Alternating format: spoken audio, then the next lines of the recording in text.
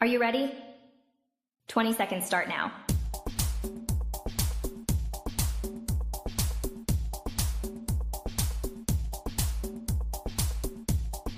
Ten seconds remaining.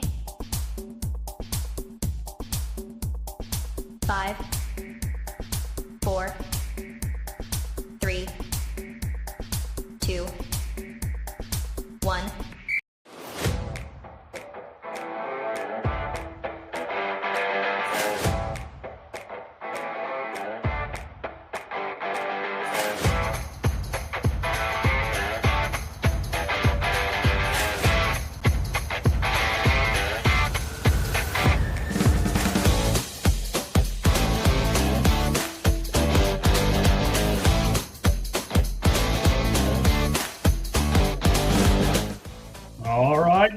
You are here with us on the Lights Out Sports Podcast. I got to apologize. I got Cheese all grumpy over here. I left him off. I'm like, where is he? And I forgot to send the invite link to him. So completely my fault. I'll take all the blame for it in the world. All of you people who are shooting us messages like, when are you starting? What's going on?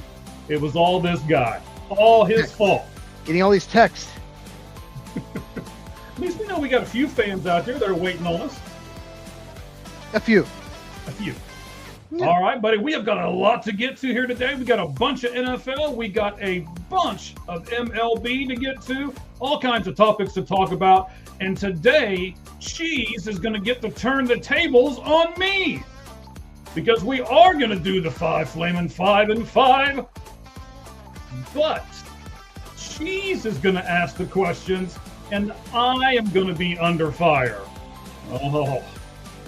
I don't know if I should have agreed to this or not. We'll find out in a minute. I'm going to find out what it's like to be in this hot seat here, buddy. So, Cheese, how you been? Been good. Been very good. Had a good weekend. You a little nervous about the 5 Flamin' 5? I am a little nervous, actually. I didn't think I was going to be until, a few seconds ago, until I really realized that this was coming. I get why you're always nervous. You don't know what's coming here. I have no unearthly idea. I'm never nervous. I'm like, cool, chill. Go with the flow, man. Yeah. Hey, dude. Yeah, what up, dude? I need some of your drugs then. I don't do drugs. Not at all. Not at all. No, not sharing. Not for me. Not for me. Not for me. Oh, shoot. All right, buddy. Hey, that is fine. We're gonna do it a little different today, so that no problem whatsoever. Of course, we've already got one thing on the chat over here. I'll look at it here real quick before we get up there. Hello. How you doing? Just got a text. People want to know how much we can talk about baseball. Like, is this mostly baseball? I'm like, yeah, it's a lot of baseball today. So yeah, it's good if you're a baseball fan. Some people just watch us for the baseball, and they're like, when we talk football, they turn it off. But that's okay, It's that's all right. fine. It's okay. Which one do you want to do first, Cheese? You want to do the football first or the baseball first? That's up to you. The football will be a lot quicker, but it's up to you. What do you think? I think we should probably go football first, and then we'll close everything out with the baseball, and then we are going to do a top 10, ladies and gentlemen. We did not do one last week because of all the other stuff we had going on, but we are going to do one this week. Cheese, what's our top 10 going to be this week, sir? It is top 10 first baseman in MLB, and I gotta say, this is the hardest list I have ever done. Took the most time. It's really tough because there's a lot of really good first basemen. Did you have trouble with it too? I did. I had trouble with it was one of those things where it's like, okay, I know who the top few are, and then as I got to looking and researching, it's like, I'm not sure if I know who the top few are. My number one stayed the same all the way throughout, but 2, 3, 4 kind of shuffled around, and then the bottom kind of stayed where I thought they would be, but the middle kind of shuffled around, and it was one of those lists that I thought I knew until I started researching, and then I'm not sure I knew. I'll say this. I wanted to put 13 guys in the top 10. So that's how tough it was. And the order, like the difference between 6 and 11 is not much. No, it's not.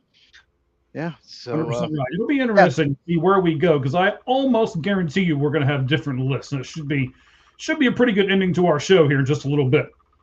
Yeah. All right. What we'll do is we'll do the top we'll do the top 5, Flaming 5 for you. Then we'll quickly do the NFL, and then we'll hit the baseball. Because yeah.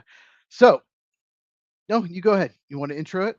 Because Sure. I will nervously intro it here. I do want to say it's before like I crazy. go too far that Yes. we got a new show. The Sports Pulpit is now on All Gloves Off Sports Media. It replaced the Seeing the Whole Field. I've got Yeah. 2 good episodes up now. I just released the other episode about an hour ago. And then I've got about 5 or 6 more that will be released later on this week. And I'm working on a Tiger Woods one. So we'll get to all of that here in just a little bit. Now, I'll just say this real quick. You should check him out because I really enjoyed the Juan Soto one. Because you think Juan Soto is a very good player, you don't really put him in category with one stat with some other really great players. But he is very good, very, very good, like elite at one particular thing. So make sure you check it out on his on the YouTube at All Gloves Off SM. Sports Media. Sports media. Oh, sports media. Okay, I did your X. Okay, All Gloves Off SM on X. All Gloves Off Sports Media on YouTube. There's a great Juan Soto one that I watched, and yeah, make sure you check it out because Juan Soto, yeah, maybe he's a little better than I thought. Okay. So it's all about accomplishments and what these guys can accomplish in this upcoming season. I thought it was interesting. We do 4 offensive ones, and then we do 4 pitching ones as well. So the third one just debuted. It is Jose Ramirez. The 4th one will come out tomorrow for offense, and then we'll do 4 pitching. And then somewhere along the line, I'm going to do a Tiger Woods one that I'm still working on. So we'll get to all of that here momentarily. Cheese, tell us a little bit about your channel before we get going to this 5 Flaming 5 and 5. You did a show today too. My channel is all about football, college football, NFL, and big emphasis on the NFL draft. April is my busiest month. I will be making 10 to 12 videos a week, and it's at Football with Cheese, CHEEZ, like you can see on the screen. On X at Football Cheese. And I did a mock draft Monday. I really focused on 3 teams. I did 3-round mock. I did Jets, I did Dolphins, and I did Browns. 3 teams that need a lot, and they have a lot of picks. So I focused on that. And then I, did a video I've been promising for a month. So I had a lot of notes. So it was pretty long, but about the Packers general manager, why I think he's not very good, and the media runs cover for him. So I have a video tomorrow coming about, well, specifically, okay, what's about? I just lost it. I have like this whole list of videos. I know tomorrow's video is about a rule change that we're actually not going to talk about tonight. So yeah, make sure I'm not going to tell you which one, but so make sure you check out my channel. We'll talk about a rule change tomorrow. It is not. Don't worry about it. Just keep watching. You'll see what it is. We'll be good. No, not that kind of thing. No. We are both Christians. Yes. I'm just telling you that we have a new show called The Sports Pulpit, and you're asking me about gay stuff. Stop, all right? Just Flamin' is fire, not that thing. We're more likely to retweet Travion Henderson than say Colin Kaepernick. Let's just put it that way. All right, buddy. So let's just go ahead and start into this, right? Let's get this 5 Flaming 5 thing out of the way. I do like your mock draft. Remind me in a little bit, we have one guy already signed besides you and me for our mock draft that we're going to do the Sunday before. I'll tell everybody who that is if you'll remind me. I've got it over here on the side, but I got so much stuff over here. Just remind me later. We'll make sure we tell everybody. We'll go over it later, but we're doing it the Sunday before the draft. We'll go live, and we do it an hour before. We're going to do it 8 Eastern, 5 Pacific. So we'll do it a little hour before for your convenience on that Sunday night. So. All right, buddy. So the 5 Flaming 5 is this. Yes. 5 questions, 5 minutes. If you make it, you get a 6th question. I take it you have the 6th one ready, right? So basically, no, I got this. So I will ask Mike 5 questions. He has 5 minutes to answer all the questions. If he completes all 5 questions in those 5 minutes, we will talk more about the 5th question. And I know he wants to talk more about it. So if he does not complete in time, wait, it says here, I will still burst into flame. Oh my God, Mike's life is in my hand. Doesn't matter who does it. I will be the one to burst in flame, no matter what. If you don't complete, is what it says here. Oh no, that's not good. Oh, so Mike's life is in my hands. I will burst into flame if he doesn't complete it in time. Apparently, yes. That's yes. Anything you want to add before we get started? No, just let me wipe the sweat off my brow here real quick. Okay. So Okay. the countdown will start when I read the first question. I did the longest question first, so you have more time. Okay. I'm ready, buddy, whenever you are. Okay. Team USA's World Baseball Classic roster, we talked about a lot, is basically cursed so far this season. Paul Skeens was awful in his first start. Logan Webb, awful in his first start. Cal Riley, hitting 133, striking out a ton. Aaron Judge, Kyle Schwarber, struggling, 154. Gunnar Henderson, Bryce Harper, hitting under 100. We've talked about this a lot, Mike. Are you willing to come around a little on my side that it's better for the player to go through all of spring training with his team on the routine? And let's go. Okay, so yes, I am willing to come around to you on your side a little bit. I didn't think it was all that big of a deal, but all of these players doing like this. I'm coming around to your side a little bit. They all need to just stay there, and the World Baseball Classic needs to be done in a different time of the year in order for Major League Baseball to participate in it.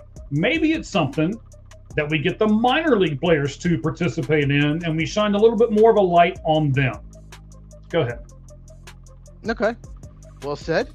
All right. The Red Sox, get this, are 2 for 58 with 32 strikeouts with men in scoring position. 2 for 58 with men in scoring position to start this season. This marks the worst batting average in men in scoring position for the first 4 games of a season since they first started doing the stat in 1962. So I have another stat, and you tell me which you think is worse. You mentioned Cal Raleigh. Cal Raleigh started 0 for 10 with 9 strikeouts to start the year. He had 60 homers last year and was an MVP finalist. A lot of people thought he should have won. So what's worse, starting 0 for 10 with 9 strikeouts for Cal Raleigh, or the Red Sox going 2 for 58 with men in scoring position in their first 3 games? Well, I'd say the team stat is more telling. I mean, one guy being in a slump happens all the time. A whole team being in a slump is pretty hard to do. So I'm going to say that that's worse, but I'm also going to say this, and I'm going to add it because, we only have so much time here. But someone on this channel said that Cal Raleigh was doing something to where it made him a superstar last year. And now all of a sudden, maybe that guy's right. Go ahead with your next question. Certainly suspicious. You're the one who said that. Okay. Third topic. Reds first baseman Sal Stewart going into play today, and he's actually homered already, but going into play today, he was hitting .667 with a .765 on base percentage. He's one of the best starts I have ever seen through 4 games. I have not seen hardly anyone talk about this in the media at all.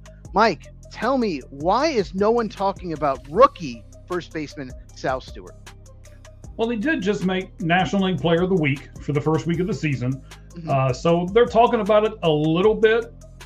But I think we're going to talk about this more in the baseball segment. There's a bunch of rookies that are doing really well. It's not just Sal, and we'll get to some of those. But I think if it was just one rookie doing really, really well, people would talk about it more. But right now, especially in the National League, as we pointed out on our last show, there's going to be several people who are going to be doing well. And I think because there's so many rookies doing so well, it's hard to just single one of them out. So they're kind of talking about the collective group and not just Sal Stewart. But daggone, I was the guy who on the Red Hot Red show said that the Reds should keep them down in the minor leagues for a little bit. And I'm glad they didn't. And they made fun of me on the show on Sunday too. But I'll take that ribbon. I deserve it. Oh, he can really hit. Okay. Alex Bregman of the Chicago Cubs hit 2 home runs on Sunday. Get this, you love stats. The Cubs third baseman last year combined hit 1 home run before the All-Star break in 2025. Yes. So my question for you is, do you think people focused too much about the Cubs losing Kyle Tucker's production and not enough on how much production they gained at third base? Yes, because as you just pointed out, they needed production at third base. They've got other outfielders. Third base was a point of need. They went out and they addressed that, and honestly, they should be better because of it. Even though it's Bregman over Tucker, I think in the long haul this season they'll be a better team because they got him.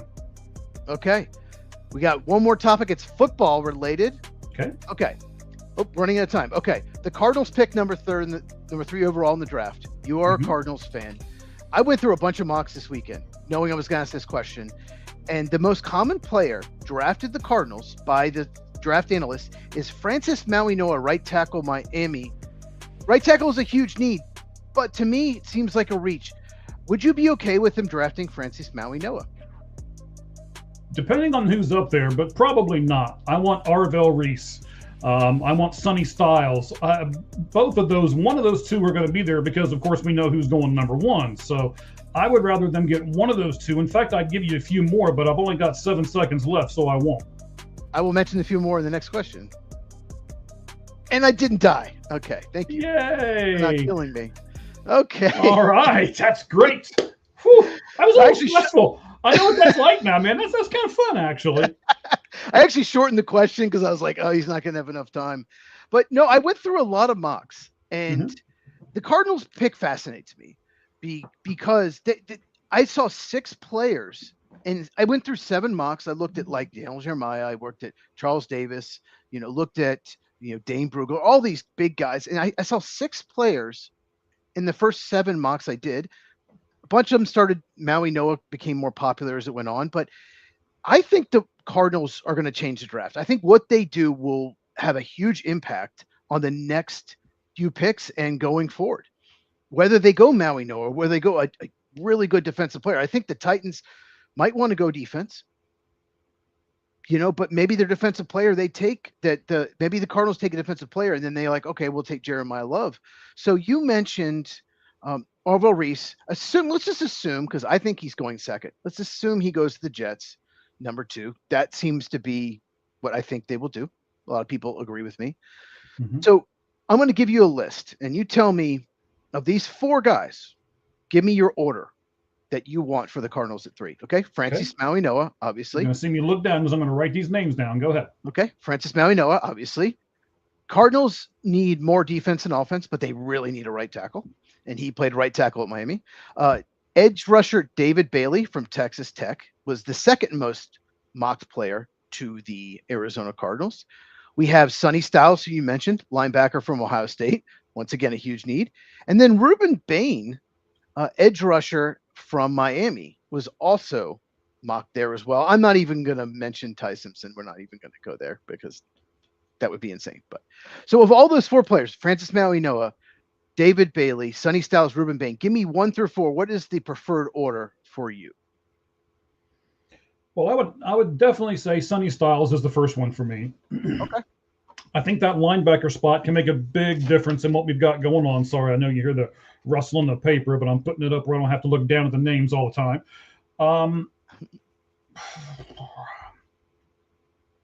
Give me the edge rusher second. Real quick. It's very rare for a off-ball linebacker to go that high, but it's a weak top 10, and Sonny Styles is one of those rare talents that has safety, defensive back athleticism at 244 pounds. So anyway, let's talk about Sonny for a moment. Sonny can stay back and play the pass, right? Sonny can also, he's got enough speed where he can come up and hit the runner if the runner makes it through the first line of defense.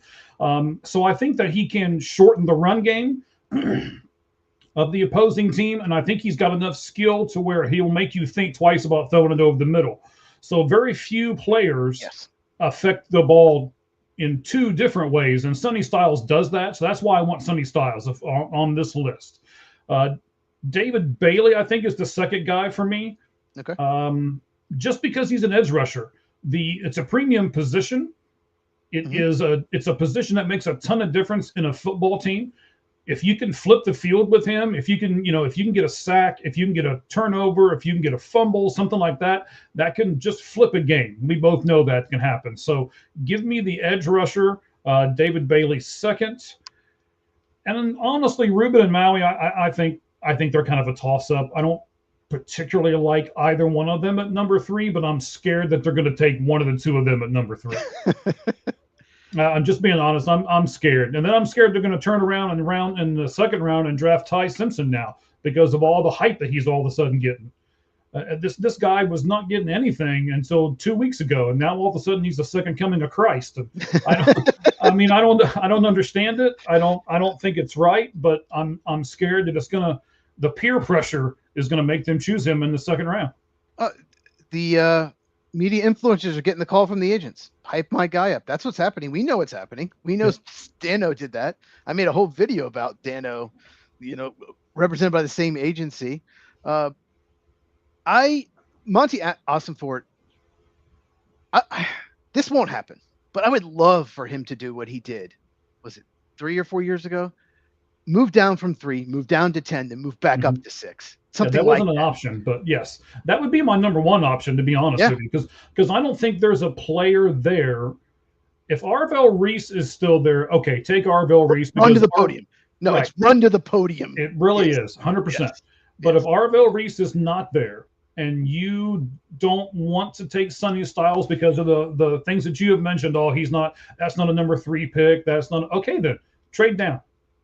Maybe you'll get lucky and Sonny Styles will be down at 10 or 12 or wherever it is that you trade, and you can still get him and you get another pick. I don't think so, but I don't know. It's for me, it's either Arvell Reese or trade down. If for you guys didn't know, when the Cardinals drafted Paris Johnson, they had the 3rd pick, traded to the Texans, moved down, I believe, to 10 or maybe 12. It might have been 12. I think it was 12.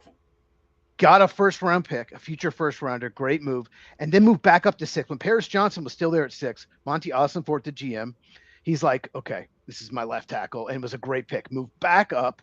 So he gained draft capital, gave a little back, but still, and got up and got their franchise left tackle. And there's a video online, you can Google it on YouTube. It's fascinating, and it was such a great move, and one of my favorite draft videos I've ever seen. I don't think it's going to happen. I don't think anyone wants the 3rd pick, but I would love to see them do it. Okay. How you survived? You I did. Flame at 5. That might be a video for you, though, is who wants the 3rd pick? That's intriguing, actually, because who wants that 3rd pick? Who would be willing to trade? The only thing I can think of is if somebody is 100% believe that the Titans are taking Jeremiah Love, and you think he's like Bijan Robinson or even better. You think he's better than Ashton Gianti. You think he's on that level. I don't. I think he's very, very good. But even so, you're trading up for a running back. You'd have to give up, even if a weak top 10. If you're the Cardinals, you can't move down to 7 or 8 and take a 3rd round pick. You got to get a lot more than that. You got to, you know what I mean? So it's just very, very unlikely, but you never know. Some teams, I did not think the Jaguars would move from 5 to 2 last year. So you never know. It is very interesting. The first few picks of this draft are what's going to make the rest of the draft. And I like this draft because of that. Now, this draft, I think, is going to be very interesting, and I can't wait to do our draft. We're going to do the mock draft on the Sunday before. We're going to do it, as Chi said. For me, it's 5 o'clock. You can go over all the other times if you want, because I'll screw them up if I try to do them. And then I'll tell you, we've got one guy coming, and I'll tell you who it is.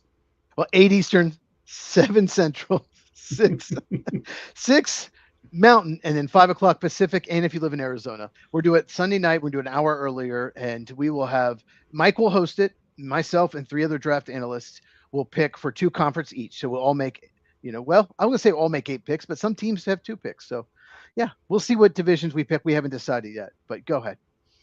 All right. So last year we had some guys on with us. It was the first year we did it. We're going to do something very similar to what we did last year. It'll be fantastic. I can't wait to get this done. It was our most popular show. It's where I found Cheese. It's where he became part of this show. He's over there laughing because he knows it's true. So we're going to bring back another guy who was with us last year on the show, Med Smith. Now, Med is going to be on with us a little bit beforehand. I think I haven't talked to Cheese about this yet, but I think we're going to try to do a special where all of us that are going to be doing the draft come on the air for like an hour and kind of introduce ourselves and tell each other about some stuff. That way we don't have to do that in long form when we're doing the draft. So we'll kind of do an introduction to everybody, let everybody know exactly what those people are, what teams they represent and all those kinds of things. And then we're going to do that draft on Sunday at the times that Cheese just listed, so I don't screw them up again. 8 Eastern, 5 Pacific. And it was so much fun last year. And I'm excited about it. Do we have some comments? I think we have we gotten to comments yet? Yeah, we got one more over here. She's Raman's got her eyes on us, or she's watching, or whatever that means. I'm old, okay? I don't know what that means. Okay, all right, good. I'm glad you got your eyes on that too. Got some people said hello. Yeah, I put those up earlier, but I missed. I was reading the Flaming 5-5. Okay, I missed that stuff. You're fine. See, we'll throw everybody up here again real quick. Okay. Yeah. Not that one we won't, because they're asking for stuff that isn't going to happen. Okay. And then we'll put Raman back up again. But no, it's a lot of fun, and I'll just say this: we'll see what divisions we'll let some of our guests, request what division they want if their favorite team is that division. Okay, but I really want to either be the NFC West or the AFC North because I want to pick one of Mike's teams. I really want him to be nervous. I want him to be nervous. So. We'll see. Like I was just now on the Flaming 5 and 5. That's great. Let's just make the host nervous all the time. That's fantastic, Cheese. Thanks. Like I could pick someone he absolutely hates just to mess with him. I could. You never know. All right. So let's go and jump into this football thing here. I know we're going to talk about the Detroit Lions first, right, buddy?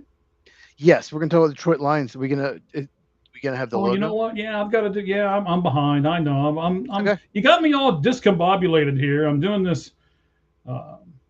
You got me doing the Flaming 5 and 5. I'm over here trying to do everything else, and then I forget to do the music here. Hold on. It was a perfect time to do it because there's so much baseball going on, right? Opening week. So it was like, I have all these baseball questions for you. So it was a perfect time to switch it up. Fantastic. All right, buddy. I tell you what, let's go ahead and go with the football intro so that everybody can know what we're about to do. Here it comes.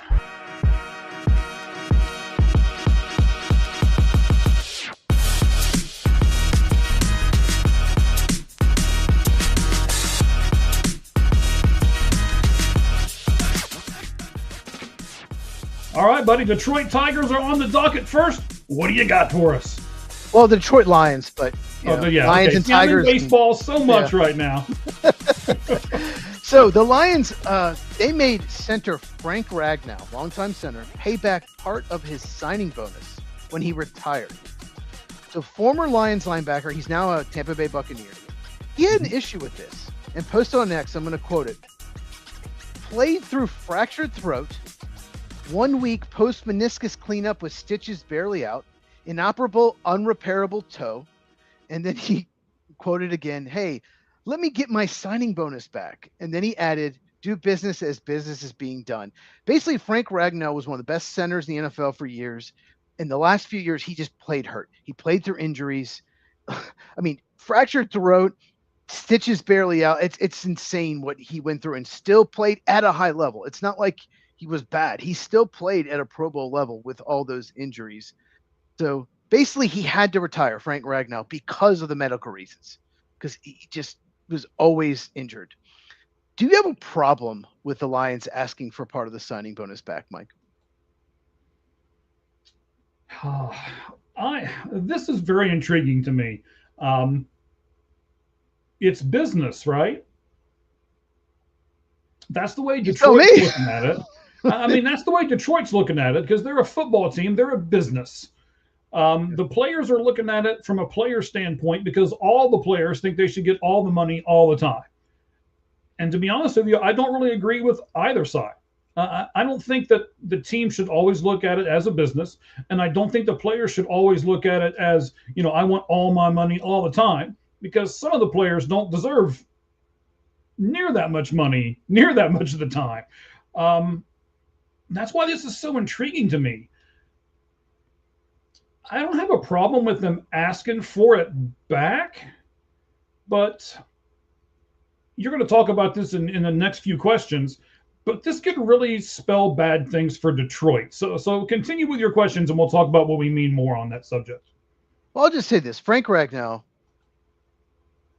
I don't think I've ever seen a player with more injuries that kept playing. Anyway, hey William, I just he was a fan favorite, longtime line. I believe played 7 years. Did everything he could. He played till he couldn't anymore. Had neck issue. I mean, just of all the people to ask money back, it's not like Drew Dahlman, who just signed a free agent contract with the Bears, played 1 year for the Bears. They ask it back. I get that. It's just who it is just kind of bothers me. My next question for you is, do you think, because obviously he's unpopular with, former Lions player and probably a lot of current Lions players, do you think this could lead to Lions players basically deciding not to play through injuries? Because if it makes it worse and I have to retire, then I have to give back the signing bonus. Right. This is some of the things that I think. I mean, I understand where Detroit's coming from, but these are some of the ramifications for the Tigers if this is what they decide they want to do. I don't have a problem with this, but later on, when their players don't want to play through injury and they're squawking about that, it's like, no, wait, you can't have your cake and eat it too, right? You have to decide which way do you want this? Do you want the money back from the guy who tried to give his all and just couldn't, or do you not want your players to play half in and half out? Do you want to wait until they're completely healed and not when they could possibly come back and play, but when they are completely and totally medically cleared to come back and play? And this is one of the things that could bite Detroit in the butt. I think so too. I think this is not going to be popular in the locker room. Obviously, like I said, fan favorite, well-liked person playing through injuries, and that's who you ask. I think this could bite them in the butt as well. And the Lions, for many years, not only were they not good, they had a bad reputation. And two of the best to ever do it, two of the best players I've ever seen play are Barry Sanders and Calvin Johnson. Both of them retired young rather than keep playing for the organization. It seems like they had changed things, like they turned it around, it gotten better, but I'm not sure because it seems like they're still not treating the players great. Do you think that maybe free agents will see this and like I don't really want to sign with the Lions. I'd rather go somewhere else, even if they match the money. Yeah, this could be the second problem for them. So teams like, I mean, I'm a big Bengals guy. You know that. Most of the fans that are watching the show know that. They've got a really bad reputation too. And the Bengals kind of have to overpay people to get them to come play for them. And that then, puts a hardship on how much of the salary cap they have left and, things of that nature. So that's not something that Detroit wants to do. But if they continue to go down this path, I think that's something that Detroit is going to do. So again, you can't have your cake and eat it too. You're asking for money back, but you're also asking for all these repercussions. I see both sides of the coin, and the more and more we talk about this, I think Detroit should just shut up, let the man keep his money, and not let all these other things bite them in the butt. What do you think about all that? I do as well. They completely turned around their franchise. It was the biggest joke in the NFL until about 5 years ago. For many years, even with Barry Sanders, they would make the playoffs and lose right away. They would win 9 games. Even with maybe the best running back ever, like that, they were a joke of an organization. And they flipped it around. They hired Brad Holmes. He's a great GM, great drafting GM, and it was looking up. And they've been very successful, at least regular season wise. And now you have this, and it just feels like the old Lions that just don't really care. They're concerned about money and not winning. I don't know. It just it rubs me the wrong way. And I thought they had turned things around, but maybe they haven't. Maybe they just have a really good GM, and it's just going to be the same old Lions going forward. So Well, I don't mind them being concerned about money. I mean, I'm concerned about money every day. My wife and I talk about money every day. We make decisions based on it all the time. So I get that, but you just can't make the decisions like this in a huge business like this when it's just, okay, well, all I'm looking at is the bottom line and that's it. I don't care about the repercussions. You have to care about the repercussions. yeah, I just don't. If they don't ask for their money back, I'll just say this: no one's talking about this. It's not an issue. it's yeah. I just think they created a problem they didn't need to. And of all the people, Frank Ragnow, who I don't think I've ever seen a player play through more injuries in my life, at least for what I saw or read. So, okay, let's talk about a rule change Okay. that was approved by the owners. So teams can now try an onside kick at any time throughout the game as long as they declare it and they tell the other team they're doing it. Last year, they made a rule where you could only do an onside kick in the fourth quarter and you were behind because they changed the kickoff rule where the defenders are closer to the player. It's definitely new kickoff, and that's why you can't do a surprise onside kick anymore. So basically, now you can do it anytime, but you have to tell the other team and declare it. Do you like this change? I don't care. I mean, Okay. okay. I mean, when you look at this, right, no matter if it was third quarter, second quarter, whatever it was, we all number one, you're not doing an onside kick in the first half. All right. So let's just eliminate that right away.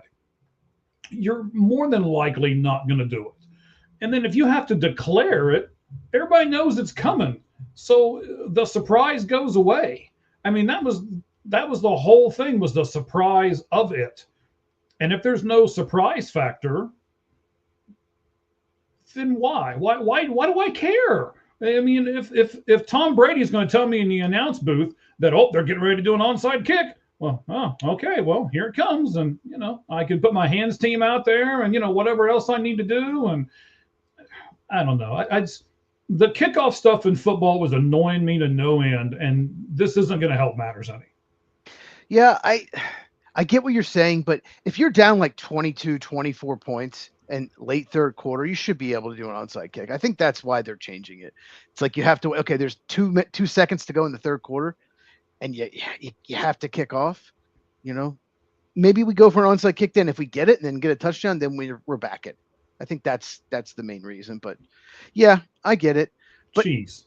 If you're down 32 points in the third quarter, 22, and whatever it is, the onside kick is probably not going to help you anyway. So just give up and put your second string out there and know that you've been beaten. Let's just move on with our lives, please. Well, okay, that's a good point. But I'm just saying, I think that's the reason for the change. It's like we can do it anytime we want. We just got to declare it. Give teams more flexibility. Who knows? Maybe right before the half, they want to do it. Maybe there's 1 second to go in the half and they want to try it knowing the other team has a kicker that struggles. So if we recover, then we can try a kick. I don't know. Who knows? Just throwing something out there, spitballing. Okay. Okay. Well, it's not sticking on the wall. It's sliding all the way to the floor. So. Next question. Do you miss the surprise onside kick? Because Pat McAfee show talked about it. A friend of mine sent me the clip. He's a special teamer. He was a punter. He absolutely despises the fact you can't do the surprise onside kick anymore. What do you think about it? I miss it. It's it was another piece of the game. Mm-hmm. We'll talk about something similar to this when we get to the baseball, because baseball has just put something into play that I think is kind of like the onside kick, and we'll kind of compare the two in a few moments. But yes, to answer your question, yes, I miss the surprise. I miss I wonder if they're going to. I miss can the other team get a good enough hands team up there to where if they do try an onside kick, they can actually recover it, or there's some intrigue there, and the intrigue is gone. And when you take intrigue away from sports, you're just punishing the fans. Yeah, the Saints did an onside kick in the Super Bowl against the Colts at the start of the half. They were down, and then they won the Super Bowl. They never, they took the lead after that. So. Yeah, it takes away a play that could change the game. So I agree with that. Okay, let's talk about the Vikings, because this is interesting and hardly anyone's talking about this. But wait a minute. When people agree with me, I like to point it out, sir. So William here says he misses the onside kick as well. This doesn't happen very often, especially in football. People usually don't agree with me, so I got to take all these I can get. Okay. Thank you, William. Well, there you go. Let's talk about the Minnesota Vikings, because this has hardly been talked about at all. So I saw the other day they're expected to pick up the 5th-year option on wide receiver Jordan Addison. He was a first-round pick, and he's a good player, when he's on the field. But he has had multiple off the field incidents, including reckless driving charge, DUI, and trespassing. I have seen some mock drafts even that had the Vikings taking a receiver in the first round, even though they have Justin Jefferson and Jordan Addison. The thinking is that they'll pick up Addison's option and then shop him to another team, which means you control him for 2 more years. And that the Chiefs, the Kansas City Chiefs, shocker, are expected to be a team that's interested. Do you think the Chiefs and Jordan Addison would be a good fit?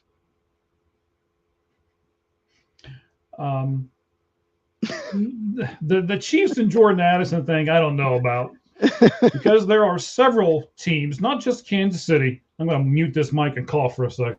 Okay. I don't know. I got a little something. I can't get rid of it here.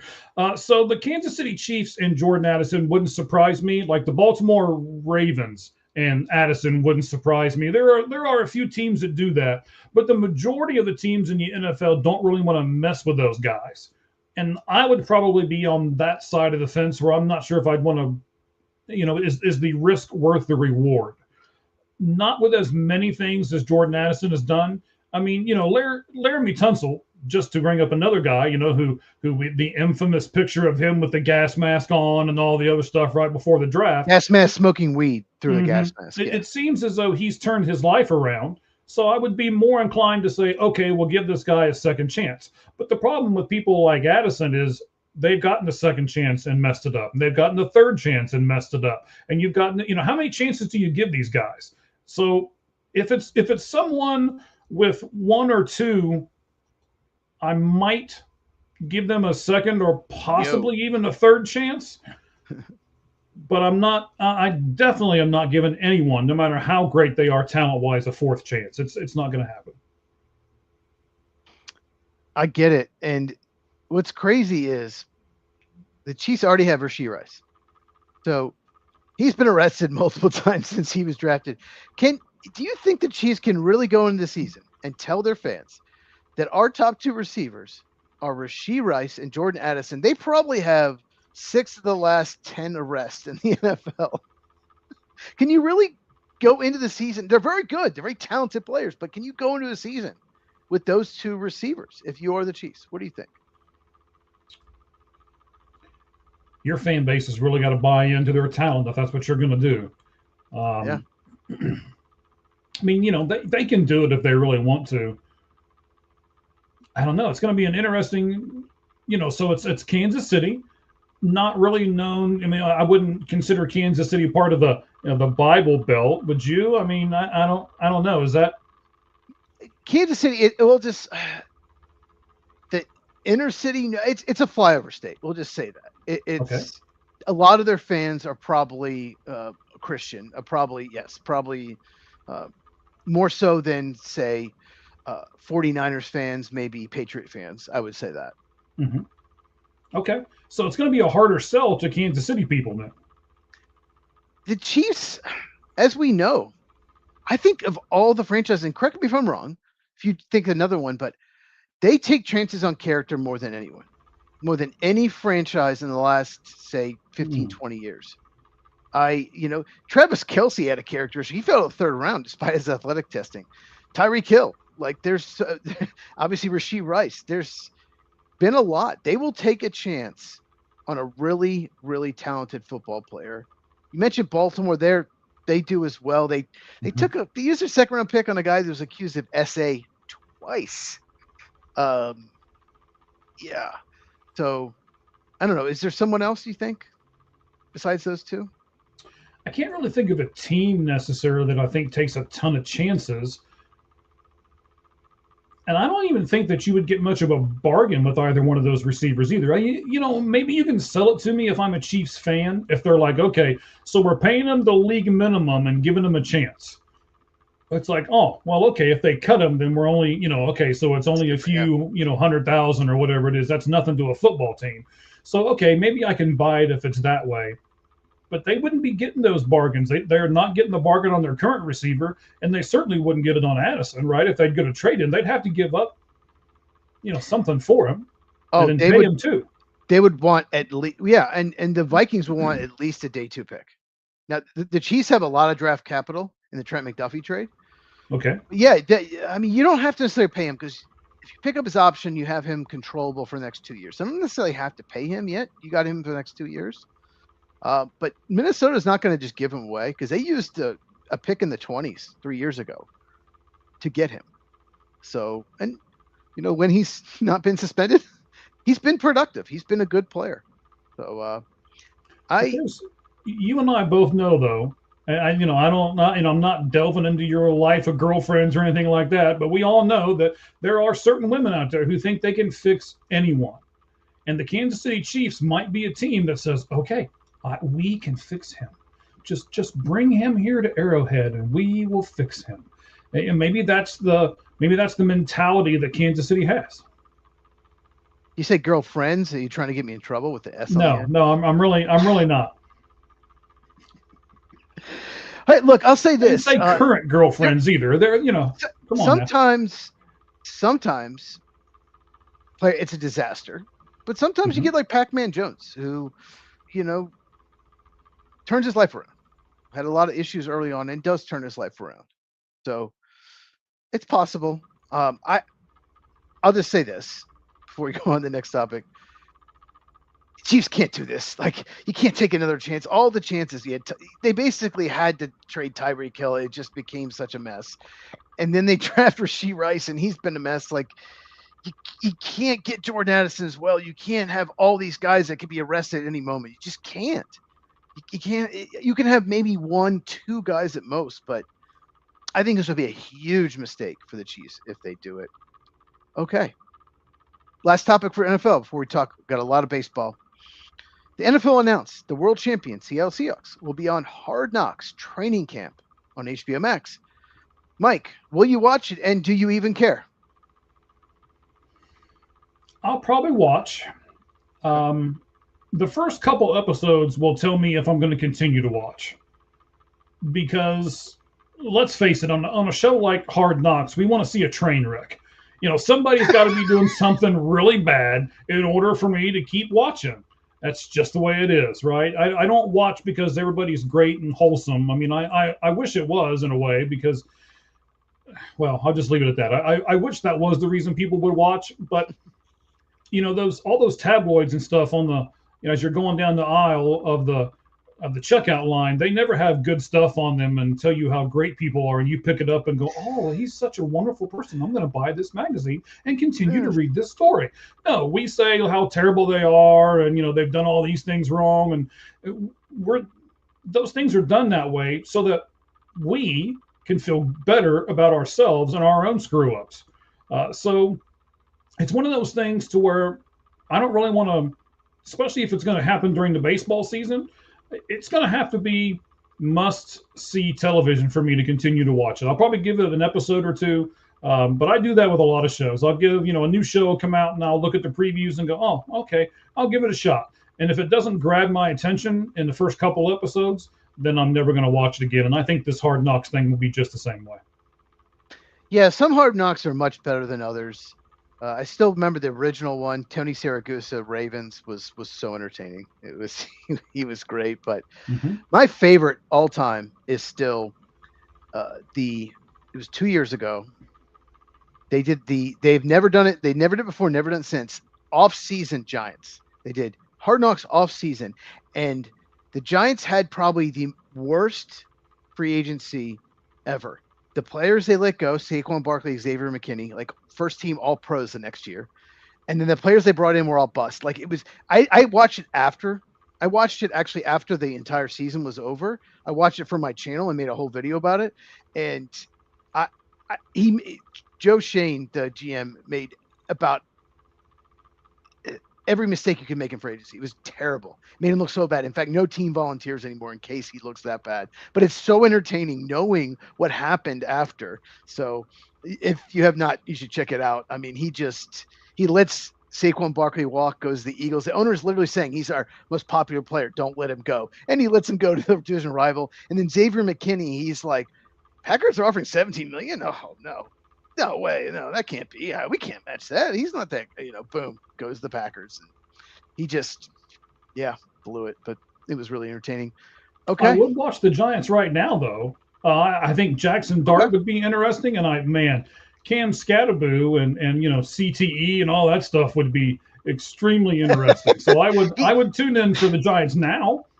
Oh, HBO Max will put a mic in front of Cam Scadden anytime they possibly could. They want to hear what it has to say because he's an interesting dude. And Jackson Dart's interesting, and Malik Neighbors coming off injury, and they have a new head coach in John Harbaugh. It'd be very interesting if it was the Giants. The other thing that I'll throw in here as well, Cheese, I don't know if you've seen it yet or not. I know you had a busy day. I had a busy day doing some other stuff with our podcast and doing some other things that hopefully I'm going to be able to announce here in a week or two. But I did put up on our X at All Gloves Off SM. I believe it was the NFL released it today. They released some of the football conversations between when the draft players got their call. Basically, the Giants called this guy and the Cowboys called that guy, and they did one where the Titans called Cam Ward, and they recorded it, of course, and they released some of those videos today. That was kind of neat, and I would watch that, to be honest. I mean, if they did like a draft day, 2 or 3 weeks after the draft, if they did some kind of draft special, like here's what happened during the draft, and we put a camera in the war room, and they just picked one team, and here's the they could even title it the war room or something like that, and I think that would be kind of interesting. I'd probably watch that in a short series. No, I would absolutely watch that. There's no doubt about it. Now, we just gave the NFL a ton of pub to create and watch, and it should be on All Gloves Off Sports Media just because we said it, by the way. I would, I think we should host it. Mm-hmm. I think you should host it, and I will be the one who interviews, and I will ask the questions. Okay. Yeah. I'm all right with that. I kind of wish the Patriots were actually doing Hard Knocks. Travion Henderson. It'd be interesting. And Stephon Diggs isn't on the team anymore, but a lot going on in the Patriots. Let's not talk about that, though. Okay, that concludes the football segment. Let's talk baseball. I want to talk a lot about baseball today. All right, we're going to talk a lot about baseball. So let me get everything ready here. Click the buttons. And, of course, we got to give you the best graphic in all of podcasting. Are you ready, Chiefs? Yes. Here we go. Maybe.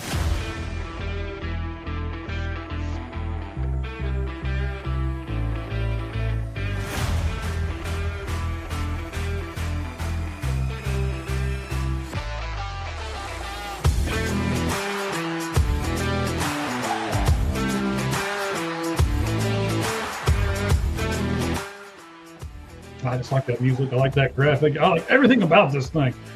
And of course, it is now baseball season. It is the real stuff. It's not spring training anymore. And Cheese, we have had 2 huge multi-year contracts signed by players who have yet to step foot on a major league field. So let's talk about them. Are you ready to do that, buddy? Yes. I have a lot to say about it. I'm so glad this was in the notes. Me too. I researched for about 3 hours today between everything. So, I got a lot to go with here as well. So the Brewers and shortstop prospect Cooper Pratt are working. I haven't actually seen where it's been official. I've only seen the word working on a deal that is set to be 8 years and $50.75 million with 2 club options. Club is important there. 2 club options, each worth an additional $15 million each. Let's talk about just the numbers and the years and the person right at the moment. Cheese, what do you think about this 8-year, $50.75 million contract? And then they tack on 2 club years, which means the player has no say whatsoever. The club has to agree to each of those options. I kind of have a lot to say, but I kind of want to talk about both of them because, this is it was the Brewers, right? This is such a Brewers move. They did it. Did they do it with Churio as well before he ever played? Churio. So what they're doing is they're betting on the prospect. They're betting he ends up being an all-star, and we can save money because we don't go out and spend in free agency. We're cheap. So Yeah, you know, the revenue of some teams, but still the Brewers are cheap. They are very cheap. And so let's get ahead of this and sign him to a long-term contract and hope he works out. If he busts, they will, obviously lose a lot of money, but it'll be a bargain down the line. That's what they're thinking. I want to hear about the other guy first because I have thoughts on both. I don't want to get too far ahead. Okay. So let me do this here for just a second. Hang on, I want to get a couple of things here. The Brewers, as you're saying, are absolutely cheap. I don't think it had anything to do with it, but the Brewers did place. They had to. They put Jackson Churio on the IL with a hand injury that he suffered in spring training. I have a lot of questions about this. I mean, right now you've got Bryce Terang, you've got David Hamilton, you got Luis Rengifo. They're all playing in their infield at the moment. You've got Jet Williams, you got Jesus Made, and you got Luis Pena, who are all better prospects than Cooper Pratt. I don't understand what they're doing. I don't understand why it's this prospect. He's 21 years old. He's the shortstop prospect. He was just promoted to AAA this season. I mean, let's look at what kind of prospect he really is. Baseball America has him the highest. They put him at number 50. MLB Pipeline has him at 62. These are the top 100 prospects. ESPN at 70. The Athletic at 99. And Fangraphs doesn't even have him on their top 100. He had an okay season in AA last year. He batted, here's his slash line, 238, 343, 348, which gives you a 107 weighted runs created plus. I mean, geez, is this the guy that they should be worried about signing him long term? So I'll defend him a little bit here. He plays for Biloxi Shuckers in AA. The Southern League in AA is the hardest. It's the best pitching league in the minors. For whatever reason, doesn't matter who the teams are, it's such a pitching league in the minors of all of them every year, no matter what. So it is a harder league to hit. I'm a Cubs and Braves fan. The Cubs and Braves play in that division, and there are some hitters that are great in high A, and their numbers are decent, not great in AA, then better, even better in AAA. Like, it's just a really good pitching league. So he's probably better than those numbers. Maybe analytics shows that he's just a lot better than that. Maybe he hit into some bad luck.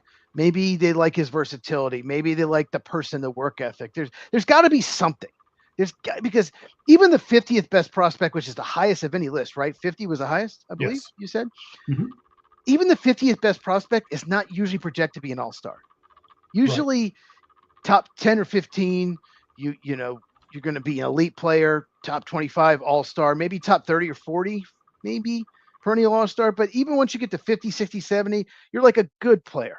Not a great player. So I'm very surprised by this. And I mean, let me give like you said, he doesn't strike out much. He doesn't strike out and he walks. There must be his peripherals look good. So they must think that he projects well to the majors, but it's still, even if you think he projects well, it's still a huge risk. Well, yeah, I mean, you started me on this. So, I obviously, for those of you who don't know, we prepare these things ahead of time. We share notes back and forth and stuff, because to me, that's what good podcasts do, right? We prepare ahead of time for what's coming. I can't stand to watch a podcast and one of the people's going, so we know what we're going to talk about back and forth, and that just makes it better for all of you and for us as well, right? So that impression was great. That was great. Oh man, I hope that's part of one of our shorts. God, I hope so. But go ahead. So maybe it's his other numbers, as you started to say, Cheese. He has a 12.7% walk rate.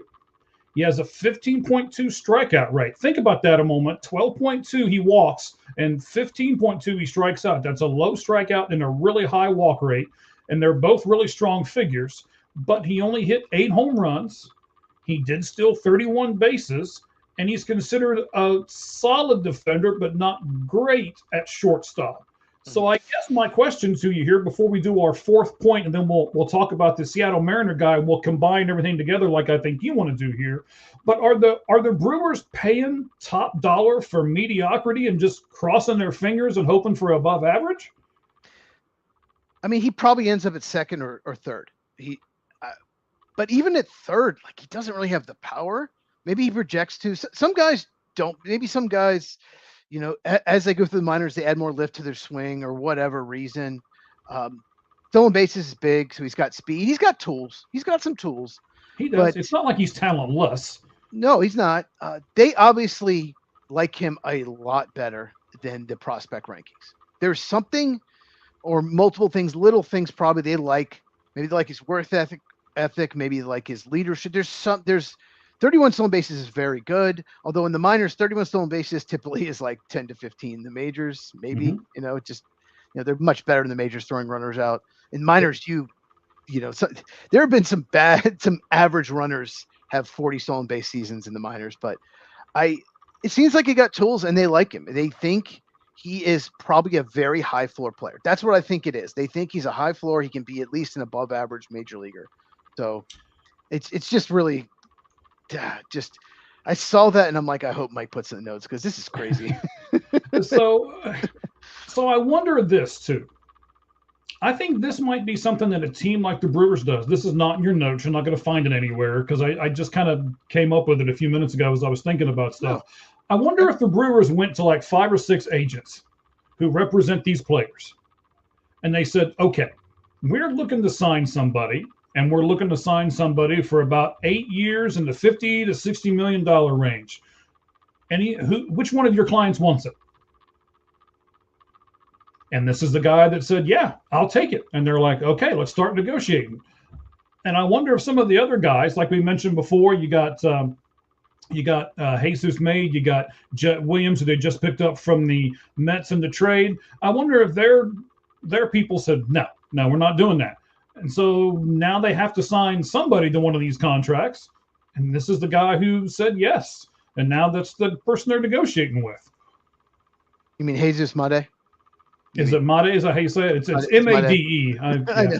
It's Jesus Made. Mike is never going to be ever pronounce all the names correctly, but I'm not even. Especially not when it's spelled M-A-D-E. I mean, that's made, for God's sake. Come on, people. I remember when Max Fried was a prospect for the Braves. I call him Max Fried, so I get it. That is a great theory. That might be it. Like, we want to lock up some people long term. We want to have a young core of hitters, and who is willing to sign for that? Or maybe they went out to guys that are higher ranked prospects and said 8 years 60, 8 years 70, 8 years 50 for you. They reached out to all these agents and all the players and see who would agree to the terms. And maybe that Cooper Pratt, maybe he bit and he's like, yeah, I want that contract. I hadn't really thought about that. Maybe so. So let me give you these last couple things here, and then we'll go to the Seattle Mariner guy who is just as intriguing, and I'm going to put a tie into your Atlanta Braves too, by the way, before it's all said and done with him. Mm-hmm. Pratt is a Boris client. Scott, so maybe Boris. Super agent, Scott Boris. Super, I'm not sure if I put agent in there, but your favorite agent of all time. So maybe they're thinking we have to sign the Scott Boris client before he makes it to the majors in order to afford it. And let me throw this wrench into this complicated and weird situation. 3 letters for you. PPI. Yes. Mm-hmm. Most people probably don't know what that is. Let's explain. Prospect Promotion Incentive. If a club and a player come to an agreement before his major league debut, the club is not eligible for the incentives on that player. So just so everybody can understand, I'm not trying to say people who are listening to us are stupid, but I want to make sure we all understand we're all on the same page here. Most casual fans don't know what this is. No, probably not, but I didn't really want to say it that way. Thanks for doing it for me, Cheese. If Sal Stewart, the superstar you talked about earlier for the Reds, playing first base for them, mm-hmm. if their club signed him to a huge extension before he came up and then he wins Rookie of the Year, they don't get the extra pick for it. I don't know why that's in place, but it is. I had to look that up to make sure. I'd seen that on a couple of sites, and I'm like, really? That doesn't make any sense. But it's 100% in the rules. It is in place. I would think that that's counterproductive, but that's the rule. So I think this is why they're just talking about it. And the Brewers nor the camp for the player have said, yes, we have officially made this contract, because he's not on their 40-man roster yet. So if they put him on the 40-man roster first, then make a move, and then announce this deal, the Brewers will be eligible for that prospect promotion incentive as laid out in the newest collective bargaining agreement. For those you don't know, if you have a rookie that starts the season with the team, not set down in AAA, and wins Rookie of the Year, finishes first or second, then you get an extra draft pick, and the player gets to be a free agent a year earlier. For the most part, for some reason, Cade Horton finished second in Rookie of the Year. He gets an extra year eligibility, but somehow the Cubs don't get an extra draft pick because I guess they make too much money in revenue. It's such a stupid rule. I don't like it at all. They're basically trying to bribe teams to get these rookies to break camp with the team. But how about just make a rule where once you are called up, then your service time starts? Why have a date? It's one of the dumbest rules in baseball. And your Cubs screwed this up in the first place. No, the rule existing in the first place. The Cubs third baseman got hurt. Took advantage of it. The Cubs third baseman at the time got hurt. The next day was the day after he was eligible to come up and get an extra year. Yeah. Literally, he got hurt. Really? You really think that? Yeah, he wasn't going to come up if he wasn't hurt. He wasn't going to be called up. And it's a stupid rule. Agree to disagree, but okay. Why April 17th? Why do you let teams wait till April 17th? You're basically incentivizing teams to wait 2 or 3 weeks to call them up to get an extra year eligibility. And then you're like, okay, but we'll bribe you with an extra draft pick if you call them up earlier, then they gain the extra year eligibility. So why not just when you're called up, you're called up. That's when your eligibility starts. From that date, that's when it starts. It's so dumb. It's about to be called the Connor Griffin rule. Yeah. Oh, yeah. Connor Griffin. Yeah. And there's no guarantee. And this is a really loaded rookie class, especially in the National League. It's one of the best rookie classes I've ever seen. It's going to be there are literally guys. Drake Baldwin won Rookie of the Year, Cade Horton second. There are probably 4 or 5 guys that would have beaten him last year in this rookie class. That's how good it is. Like Sal Stewart's early favorite for the Reds. But I think it's a stupid rule. And I want to talk a little more about this, but I want to wait until we hear with the Mariners guy first. And all right, so let's go with the Mariners guy. Let's do that. So Seattle Mariners, and they're signing an 8-year, $95 million with, again, a club option deal signed with shortstop prospect Colt Emerson. Met him, got his autograph. Anyway, cool. The deal is the highest for a player to never play in Major League Baseball. He beat Jackson Chourio by $13 million overall in his contract, and could, if all the incentives are met, he could actually increase this $95 million deal to a $130 million deal. And I think this is important. It includes a no trade clause. So, Cheese. Yes. Emerson, unlike Pratt, is a consensus top 10 prospect, but he has 9 games at AAA and only 34 games at AA before his AAA promotion last year. Is that enough of a sample size for a $95 million 8-year contract? Once again, it's like with the Brewers. They must love him. He's definitely like you said, top 10 prospect. They must believe in his work ethic, must believe he loves baseball, must believe that he's not going to get the money and just check out. That's the thing you worry when you give someone a big contract is, will they get lazy? Will they stop watching film? Will they stop working out? Will they show up out of shape? Will they stop? Do Kyler Murray? Will they? Anthony Rendon, perfect example. Yeah, that's a better baseball one. Absolutely. That's a baseball one. Yeah. Kyler Murray, just check out. I got paid. Albert Hainsworth is another good example for football. Um, I at least he's a top 10 prospect. They did Right, and pay that him a is the lot big more. difference. It is. They did pay him a lot more though at the same time. But is it? I just don't think I would pay anyone that hasn't at least shown at least played 50, 60 games in the majors and shown something. Because some guy, this. Sometimes top 10 prospects just look amazing in the minor leagues, and they come and they're an average at best, maybe even below average major league player. They get to the bigs and they can't hit, or they struggle with a slider away, or they Mhm. just struggle with or a pitcher just he dominates through Double A, and struggles a little Triple A. And he's got great stuff, and then major league hitters haven't figured out. So um, I, I these contracts are crazy, Mike. I know. Now let's go this route too. Let me be fair to the Seattle front office here. Okay, so even though they're signing him to this massive deal, the current plan is to keep him at AAA. Now the big league club has a newly acquired guy named Brendan Donovan, who I like a lot. They're playing him at third base. Mm-hmm. They've Yes. got J.P. Crawford, who was actually a free agent in 2 years at shortstop, even though he's on the IL right now. And they've got another highly touted prospect, Cole Young, at first base. And we can knock first base out because there's a guy over there that's going to be there for a long time, and Colt is not playing first base anyway. So knowing that he has 111 minor league innings at third and 75 minor league innings, not games, innings at second, where do you think Emerson's going to play?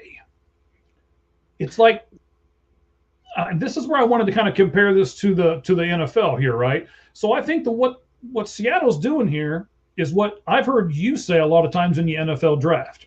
They're taking the best player available and they're signing him to this long-term contract. This is the best guy in their minor league system, and they're saying, "Okay, we're going to go ahead and sign you, and we'll figure out what to do with you sometime thereafter." It's just like football team looking at their draft board and saying, okay, we don't really have that need, but he is without a doubt the best athlete on this board. So we're picking him and we'll figure it out later. Yeah, that's a really good comp. Here's the thing, like Brendan Donovan can play everywhere.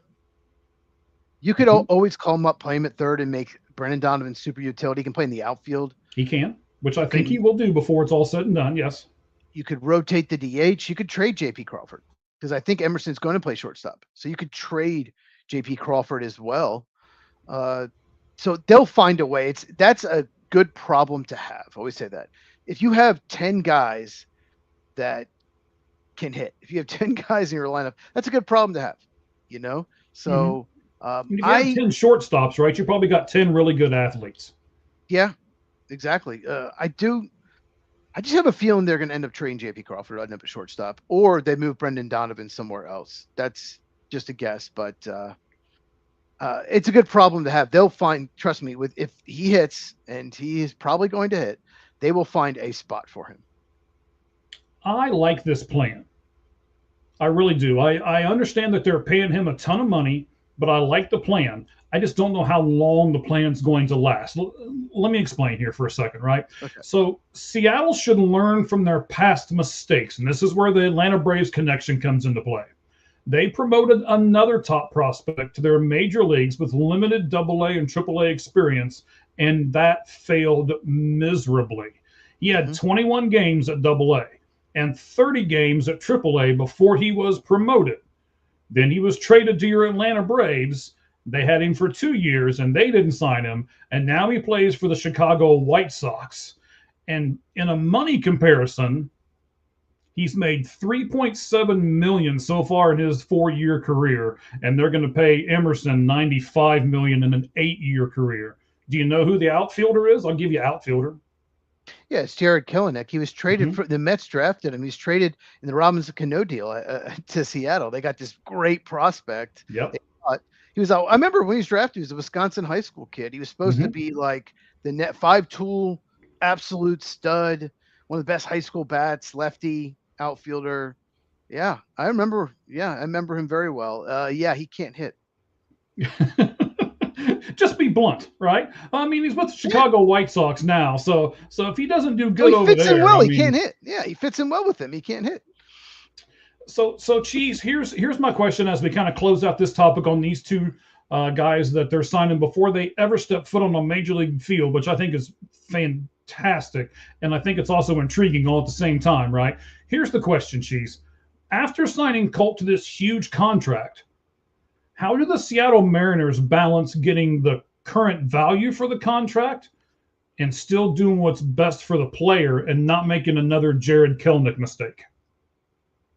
Well, he's a better prospect than Jared Kelenic. Kelenic was just all about tools, more like tools than actually like Emerson. It just has a higher floor. Kelenic was always about the ceiling. When he was drafted, when everyone talked about him, and I remember there were some like Cubs bloggers saying, "Oh, we should trade for him. Oh, the Braves got him. That sucks." Like, "Oh, we should," or the Mariners. It was before Mariners got him. "Oh, I want to trade for him." Like, "Oh, I want those tools." So I think he's a better prospect than Kelenic ever was. But here's what I'll say. Okay. I do not think you should be able to extend anyone until they play at least one game in the majors. I don't like this, especially not on the 40-man roster. You should never be able to sign someone to an extension that's not on the 40-man roster, for sure. And I don't think you should be able to extend anyone that hasn't made their major league debut. I think that's absolutely ridiculous. I think these teams are. You mentioned the Braves. The Braves were kind of the first team to really do this. They did with Ronald Acuna Jr. They did with Michael Harris. They did with Ozzie Albies. They signed guys. Okay, you're going to make more money in the short term. We're going to make more money and gain extra years of control. And the Ronald Acuna Jr. contract has been one of the best, like in baseball history. Not Salvador Perez good, but one of the best in baseball history. And these teams are trying to even get ahead of that. They're like, okay, well, let's do it at Double-A, and we don't even have to pay him 130 million. We can pay him 60, 75, 95 is this $1 million instead. And if they turned out to be one of the best hitters in baseball or a perennial all-star, then it'll be a bargain down the line. They're thinking way too in the future. They're way overthinking this, in my opinion. And I get a Boris client like the one with the Brewers, Cooper Pratt. The chances of you extending him once he becomes a major league player and is good is next to nothing. So this is your only chance.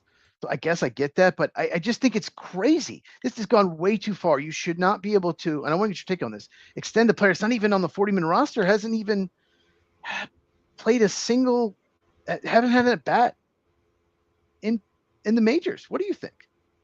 Well, I'm not going to say you shouldn't be able to, because I understand that some teams feel as though they have to. You know, some of these mid-market teams, which I don't even like that term. One of these days, we're going to talk about this because I can't stand that term.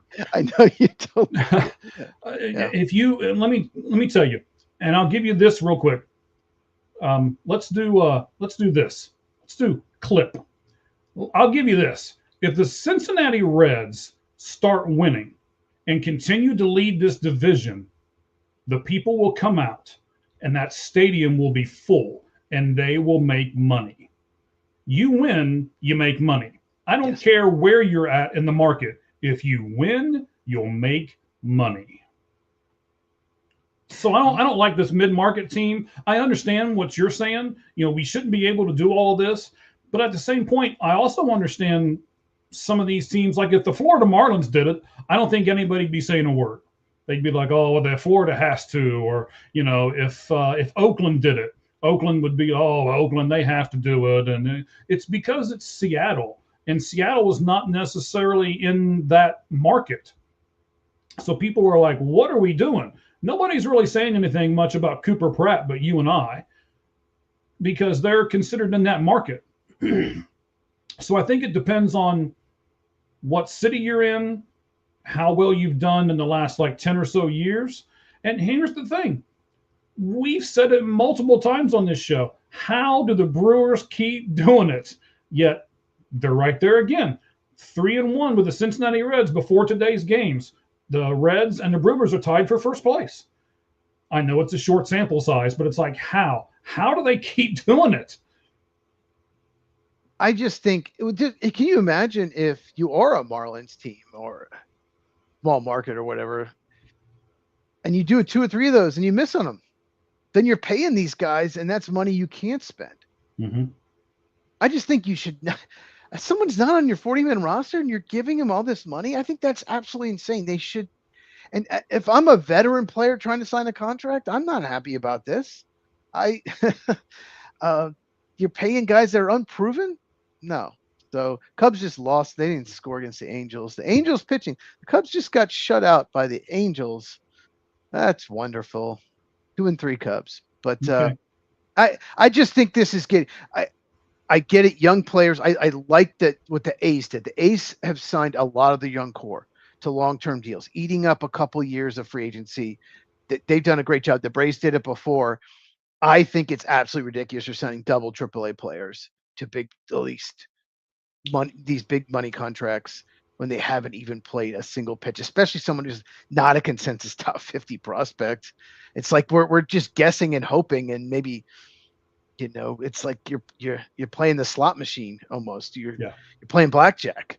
Yeah, but And sometimes if you we hit. hit on this, yeah, it'd be a bargain, but that gets GMs fired too. You miss on a couple of those, that'll get you fired. In a minute. That's right. Yep. All right, so we're going to go to our next topic here on our baseball talk. Here's the MLB poll question for the show. This was, again, you can blame me. So let me tell you about my life yesterday, right? So I stayed up. I've switched my overtime stuff around at work. I stayed up last night.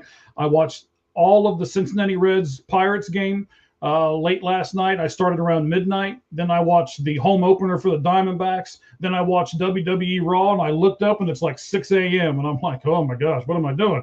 So I had to go to bed for at least a little bit. And by the time I got up today, half a day was gone. So blame me for not getting up and doing all this stuff that I usually do. So there's not a lot of votes on this, but hopefully people on the show will start voting for it. We'll post it up at the end. Here's the poll question for today. After a few games, do you like the ABS system more or less than you thought you would? So you can go more or less. Not very many votes. About 234 people have seen it. Not all of them have voted on it. It's been liked and retweeted several times. And there's even a comment on it here. I should look at the comment here real fast. Let me do that while I've got it pulled I think up there's here. something wrong. I think there's something wrong with X because it has the same amount of votes it said like an hour and a half ago. So I think there's something wrong with X because it's not showing all the votes. Because the amount of people that have retweeted and liked it, like it should have so many more votes. So I think it's an X problem. This has It could happened to me be. with polls in the past. So I think that's the issue. Okay. Because Now, I literally have friends that have voted and text me they did, and there's no way those numbers would be it. Like more like as many people have texted me that they voted, that they mhm. gave me the thumbs up when I sent it to them. So yeah, there's And something Mr. wrong with First that. Down says, I'll take more, please. Yeah, And like I said, it's almost got 300 views. So you can't tell me that a bunch of those people haven't voted. I agree yeah. with you. But it's We'll 70. just we can next week we'll probably have, maybe it'll show up more. What we can mention next week. But go ahead. Yeah, well, it's 75 more, 25% less right at the moment. I would certainly vote for more. But I voted is for it, more. did you vote for more? All right. Yeah. So let me ask you 3 questions about it real quick, right? Is it fast enough so that it doesn't slow the game down, Cheese? Yes, it's actually faster than I expected. And I'll say this: it's actually, I don't think it's not only is it not slow the game down much, I think it actually makes it a little more exciting because you want to see the replay, and then the fans watching it gets overturned, and it's just like yeah, well you're right, and a lot of people hate the umpires anyway, and it's like it gets you excited. So I think it's, or you just boo the player on your team that made a dumb challenge. So actually, in a way, I think it makes it kind of, just looking on the replay, like when someone challenges, I don't turn away. I don't click on the internet. I don't walk out the food to get a snack. I'm riveted. I watch Yes. to see that. So I think it's actually had a really positive effect, not just for the excitement, but also, like I said, getting the calls right. So I think this has been a really positive thing. I even more so than I imagined it would. Yeah, see, I love this. I predicted this was going to happen. I saw it during spring training live. A lot of, I know a lot of you guys weren't able to do that because you're not here in Arizona like I am. But it's fast. It's so the third game of the season between the Reds and the White Sox. Um, CB Buckner? I'm sorry. Was that CB Buckner? Yes. Oh yes. DB. So they have so they hit 2 home runs, and the Reds challenged 2 calls. And there was a much more of an uproar from the crowd on both one challenges than there were either of the home runs that were hit. And it wasn't close. So I agree with you. It's engaging. It makes me feel like I'm involved in a game because I'm like, okay, right? I'm come on, give it to. Am I right? Am I wrong? Because a lot of I was told, and we even said it a few broadcasts back, they were going to take the little white box away, but they haven't. At least not in the games that I've seen. I've seen about 20 games so far. Excuse me, and they haven't taken the little white box away. So the pitch comes in, you see it, and we talked about this too, the framing. Right? There are some catchers who are still really good at that framing, and they kind of snatch the ball back or they'll move it a little bit, and it makes the umpire say strike. But in reality, that ball was 2 inches outside, and the hitters see it. The catchers know it, but they're not going to tell on themselves, right? So it's up to the hitter. It's a game between the hitter and the catcher, and I absolutely love it. I think it's really riveting, and it's really adding a new nuance to the game. So I agree with you. It is fast enough. So secondly, Cheese, do you think it's having a positive effect on the game itself? Yeah, I just said that. Yeah, absolutely. I think it's going to absolutely expose CB Buckner. He has way more missed calls than anyone. It's exposing the bad umpires. They got Angel Hernandez out before this happened, or he was even worse. I think Angel Hernandez got himself out before this happened, yeah, but no okay. Kidding. Disaster. But thing is, like CB Buckner, everyone hates him. He's the worst umpire in baseball. He's a joke. They won't fire him, which they absolutely should. And it's exposing him. And he's not going to change. He's an asshole. He's an arrogant. Family show. Mama Cheese is watching. Sorry, I said ass. Apologize, kid. But he's an arrogant. So you apologize by saying it again? Yes. I still remember when he made a horrible call. It was the Cardinals were the team. I don't know who the other team was playing. So the Cardinals team, Ollie Marmol, the manager of the Cardinals, comes out there. It was either his first or second year as a manager, and CB Buckner could not. You heard the mic. One of them was like, I guess Marmol or one of the players on mic. You heard it, and Marmol. CB Buckner couldn't argue his call because it's terrible. So he just said, "You just got here." That's all he said. "You just got here," screaming in Marmol's face. "You just got here. You just got." That's all he could say, meaning like, "Shut up, you're just a new manager," because he could not argue his point. Don't show me up. Like, I despise CB Buckner, and I think that this is a great thing. It's positive because we're exposing the worst umpires. Worst umpires are going to get exposed, and MLB is going to have to do something about it if this continues. What the Red Sox-Reds game showed us, 2 plays in a row where Eugenio Suarez was called on strikes, which were not strikes, and he got both right. And did he end up? I can't remember. Did he end up walking on the play? He ended up actually hitting into a ground ball that became an out, but. Not the point. She's not the point. But he could have hit a home run. Like the point. Sorry, but the point I'm trying to make is 2 in a row. He's made bad calls. So hopefully this will force MLB to do something about the worst umpires. So my last point on this, and we're probably going to talk about this for a moment. Do you think teams are using this rule to their advantage? The smart teams, I guess. The smart catchers, the smart hitters. The hitters that know the strike zone well. When you say use to your advantage, are you talking about something specific? Well, let me try to be the not so old man on the show, right? I think I figured out how to do this. I tried to do it last week and couldn't. I got with stop that face. I got with Ricky Logan, right? Who was a fantastic producer for All Gloves Off Sports Media. He's done a ton of stuff. If you haven't seen the new show, The Sports Pulpit, just go look at it and wait till you see the graphic things that pop up on the side. That's Ricky Logan. I mean, he's fantastic. I gave him little things that I wanted, and he just went to town on it and created something magnificent. He taught me how to do this. Let me see if I can do it. Oh, look, there it is. So Codify here gives us, I don't think you can see my mouse, right, Cheese? You can't see the mouse on the screen? I cannot. Okay, I didn't think so. All right. So Listen to the comments if you can. Maybe I'm blind. No, that's okay. No, I don't think you can. I just wanted to make sure I was right.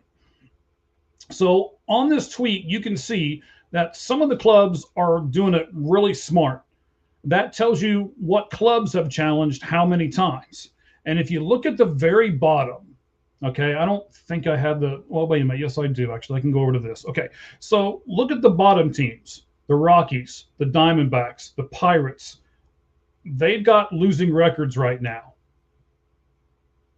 And then some of these other teams that are challenging a lot, the Yankees, the Guardians, your Braves, the Orioles, the Reds, Miami, LA, they have all got winning records. And that's kind of what I mean here. Are they doing it smart? And you're saying, well, the smart teams are doing it. Yes. And I think this list tells us who the smart teams are, who the better catchers are, who the better hitters are, who know the strike zone better. It's the catchers and hitters. Pitchers don't challenge much, and they probably shouldn't because everyone wants to call. Every pitcher thinks Correct. They got that corner. So the catcher, it should be catchers and hitters. I honestly not even sure pitchers should be able to. I think it should just be catchers and hitters, but that's a topic for another day. But we'll see how it goes. At the end of the year, we're going to see some teams much better than others. It's just the way it is. But you also have more veterans in your team that know the strike zone. You have a manager that trusts. I'm sure certain players have more leeway than others. Mm-hmm. So, and like Alex Bregman, I don't think he's a huge walk guy, but he is really good at taking close pitches that are balls, right? He's very aggressive in the strike zone, but he's very good at that. So that's someone, if I'm Craig Counsell, 100%. Anytime you want to challenge, you're good. So I think it depends on the player and the team, but right. I mean, you have a really good catcher that's really good at that. That's going to be very beneficial for your pitcher.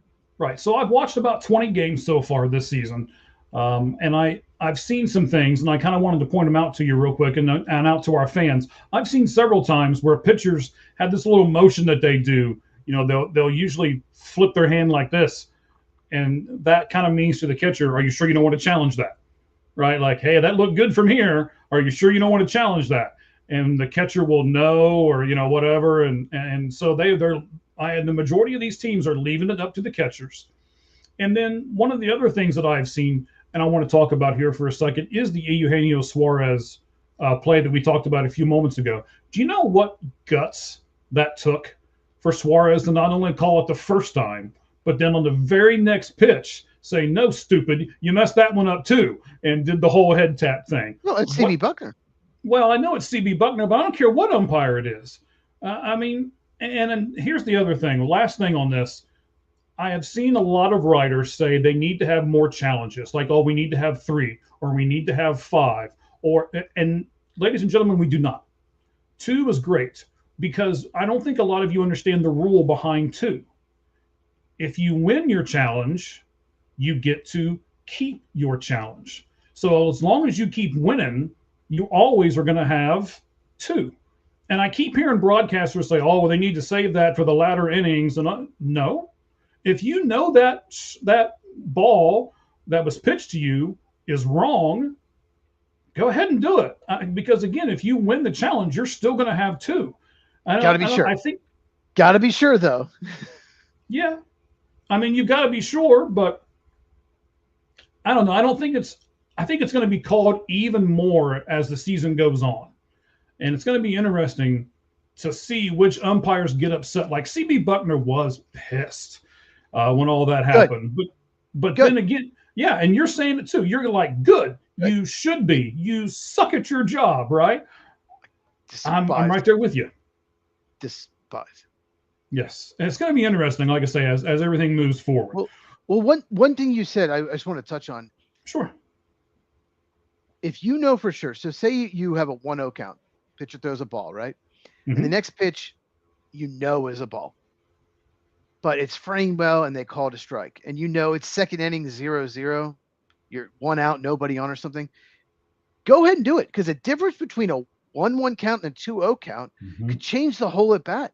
You're up 2-0, pitcher doesn't want to go 3-0. He's probably going to throw a strike. So 1-1, you don't know what he's going to do. He could do anything.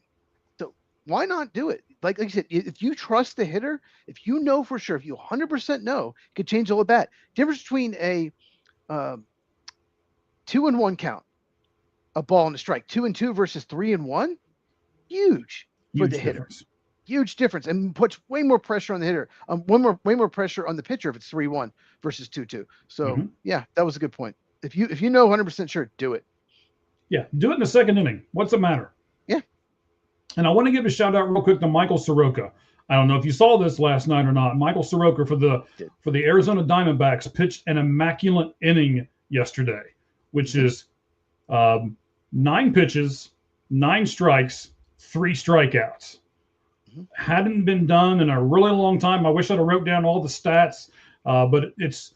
I don't. It was done. There was a Cub pitcher did it last year, but it's only been done like 111, 112 times ever. Yeah. And it was very seldom on opening day. I think it's only the 4th one on opening day. So kind of it was their opening day. I know it wasn't like the first day of the season, but it was the Diamondbacks opening day. So I just wanted to put that out there and give Michael Soroka his just due. Let's do Hank, we're going to do this little segment every week unless we decide that it's not good. Quick hits. All right. Geez, which is the biggest surprise? No undefeated team or only one winless team, which is the A's? A's beat the Braves tonight. Oh, so that's no longer a thing. Yeah, Braves, they sucked. They have a huge problem at the back end of the rotation. Huge problem. No, I mean, I think no undefeated teams is not surprising. It's at this point, I mean, it's hard to win 5 in a row anytime, let alone begin the season when you're still setting your rotation. You never know what's going to happen early in the season. Who's hurt? Who pitches well? It's cold in a lot of cities, so yeah, that doesn't surprise me. Okay. All right, so let's keep going with these quick hits real quick. That way we kind of get through this. We're going to do this one more small thing, and then we're going to get to our lights out list, which is our top 10 first baseman right now. One of the hardest lists that either of us have ever had to put together. Second of the 4 quick hits, the National League East, the Mets, Nationals, Marlins, and Braves are all 3-1 before today's games, and the Phillies are 1-3. Which is your biggest surprise? That a whole bunch of teams are 3-1, or that it's the Phillies that are 1-3? Marlins are actually 4-1 in first place. Phillies did win today, so they are 2-3. But no, I just think the Phillies is the most surprising because their run differential is -15, even at 2-3. That's what's surprising. I know Zach Wheeler's hurt, but the Phillies -15 run differential is horrible. So that's the biggest surprise to me. Miami played Colorado for three games. They swept them. So they played the Rockies. So you can't really. It's like the Brewers fans, those idiots on X. Brewers fans are nothing like Packer fans. They're completely different. But Brewers fans on X acting like we had the best run differential. Look at it. We scored the most runs of anyone. We scored 29 runs in 3 games. You played the White Sox for 3 games. And then when you played non-White Sox, you lost like the first game. So you can't act like you're the best team in the league because you played the White Sox for 3 games. Come on. So I just Philly should be. I know they're 2-3 now, but it's a little worrisome with the run differential. All right, we'll talk about run differential here in just a second. In fact, why don't we just go ahead and do it now? Okay. Yankees, Mariners, Nationals, Braves, Brewers are all already double-digit in run differential. Of those teams, Yankees, Mariners, Nationals, Braves, Brewers, which one is the most surprising that they're already at double-digit run differential? And run differential, if you guys don't know, the amount of runs that you give up to the amount of runs that you score. Probably the Braves. I don't know. I think I'd put the Nationals in there myself. Well, yeah, I mean the Nationals. Yeah, I'll say this. Yeah, they did a good job against the Cubs. Mariners, just because that Kyle Riley's struggling, that's a little surprising because he's really struggling. But yeah, I don't think any of them are that crazy. Nationals, yeah, maybe a little surprised. They did, like I said, they won 2 of 3 against the Cubs. But I mean, yeah, they're 3-2 right now. Yeah, I got the updated standings. So yeah, I guess the Nationals probably. Okay, I The was afraid to Reds. have Oh, too the many Reds windows. did lose. The Reds did lose today. No, thanks for that. Appreciate it. I know they were losing. Was it what I think it was 6-1 the last I saw it because O'Neill Cruz hit a bomb. 8-3 was the final. Hmm. Williamson did not have it. Clearly, it did not have it. No, he did not. But he's coming off surgery, so I'll give him a little break for the beginning. And honestly, he's not supposed to be in that rotation. Hunter Green's supposed to be in that rotation. Correct. So, yeah. All right. Lastly, here on these quick hits, the Dodgers are 3-1, and everybody else in the division is 1-3. Which one's more surprising?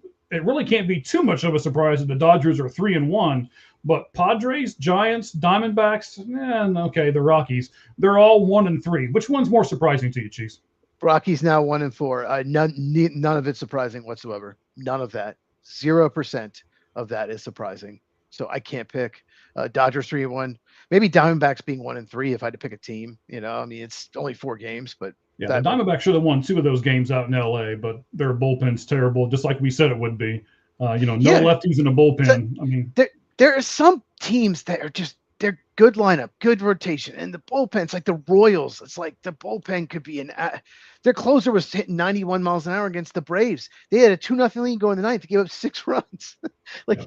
If you're like the Royals and Diamondbacks are 2 teams that I picked the Royals. I know if you did, but you picked the Diamondbacks to make the postseason. It's like, yeah, look at their rotation, look at their lineup. They should, but the bullpen could be their undoing. Yeah. All right. So here at the end, we're just beginning the baseball season. So let's look at 2 of our biggest takeaways from this almost first week of baseball. I'll start with it.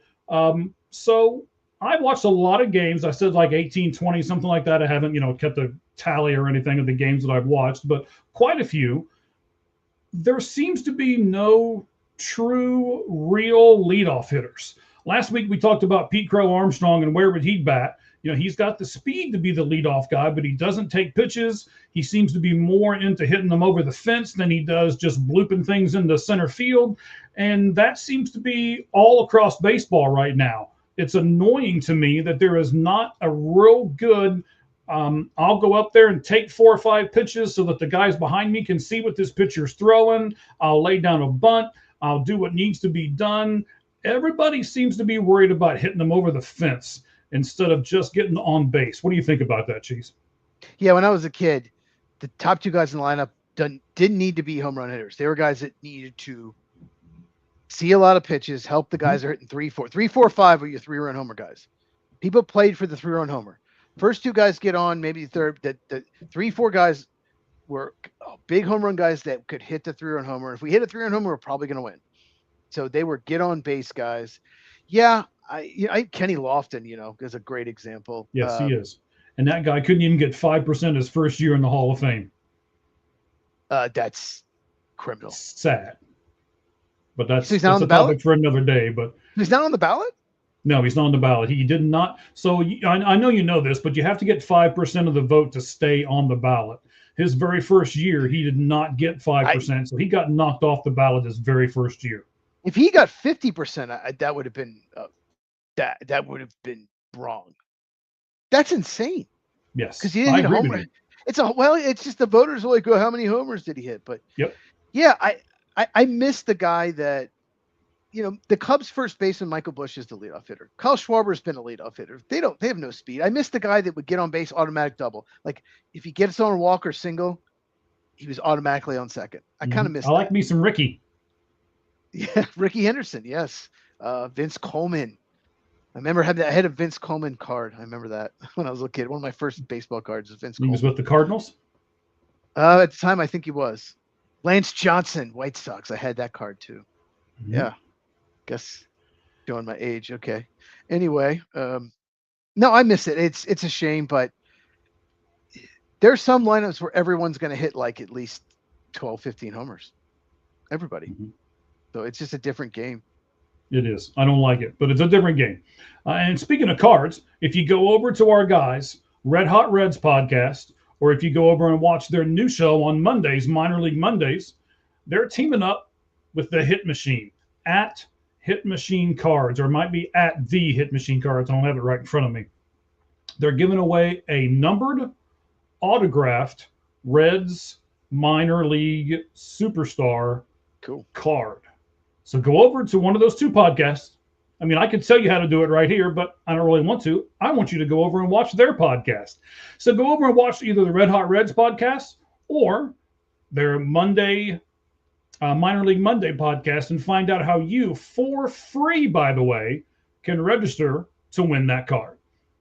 I'm a big baseball card guy, and you can see a few of them behind me, but you can't see but only about a quarter of them. So I've probably got, I don't know, 300 or so of them around here that are 90% of them are autographed. So, oh wow, that's awesome. Some of us don't live in the state that has all this spring training. I know. It makes a big difference. I got about 100 of them this year in spring. Well, no, about 70 autographs this year in spring training between pictures and cards and all that kind of stuff. But it's not the Valentine brag hour, so I'll let that go. That'll be another show. And that'll take a whole show. But anyway. Oh yeah. Oh yes. Cheese, what about you? Give me your takeaways from this first almost week of Major League Baseball, buddy. I think it's been exciting. I think it's been more about the ABS than anything else. I think Sal Stewart's weekend was pretty incredible for a rookie. Those are two takeaways for me. It's that Sal Stewart, it's like every time I flipped around, he's on base, just gets on base. And the ABS challenges and exposing CB Buckner was very telling. And I've watched that video multiple times. Suarez back-to-back tap in the head. And so, yeah, every team has a loss. And hopefully there's more parity this year and not that team that won the last two World Series. Hopefully they don't. Hopefully not. I will tell you this too, ladies and gentlemen, for those of you who are wondering, there have been a few ABS things where they've tapped their helmet and then the umpire has not allowed them to challenge. And the reason that is you have to challenge right away. And what that is doing is they can't look over in the dugout and be like, should I challenge? Should I not challenge? Or they can't get help from anybody else. The catcher has to tap their helmet right away, or the hitter has to tap their helmet. The rule is actually before they make another physical move.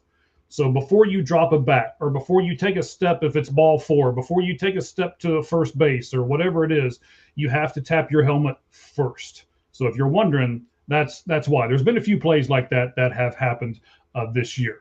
All right, buddy, let's go back to the regular background here for a second, and then we will look at our top 10.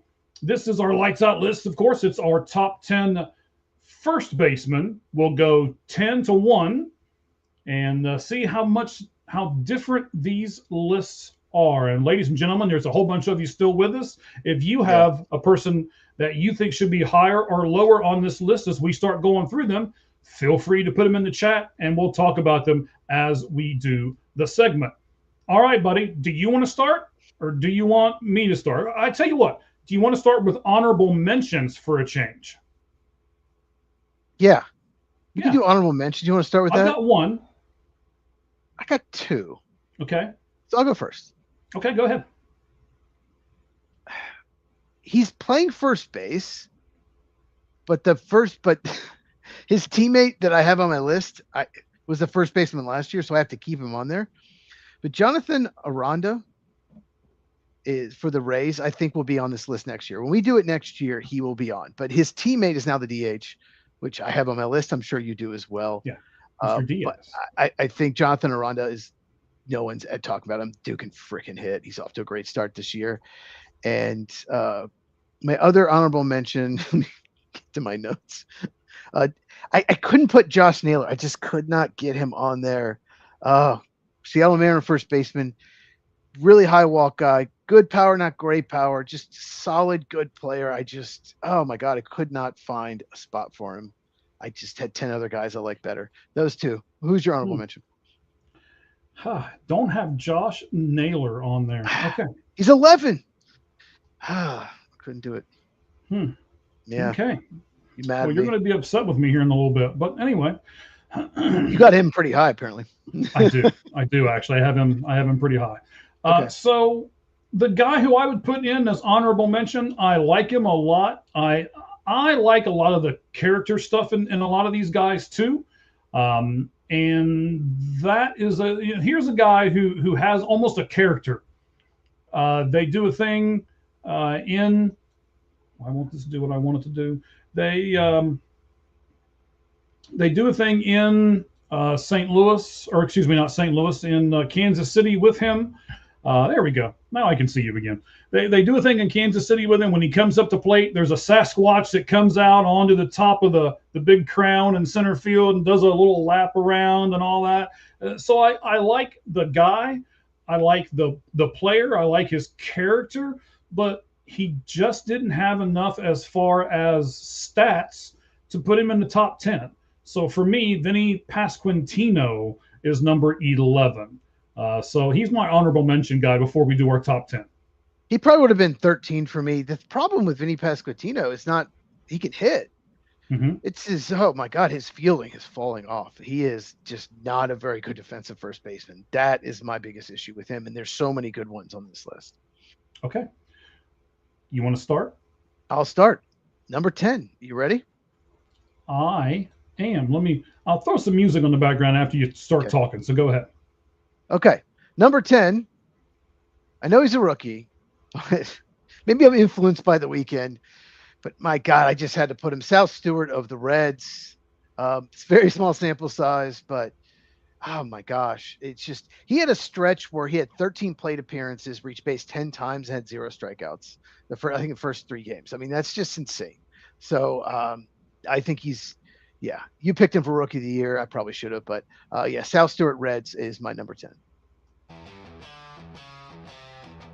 Oh.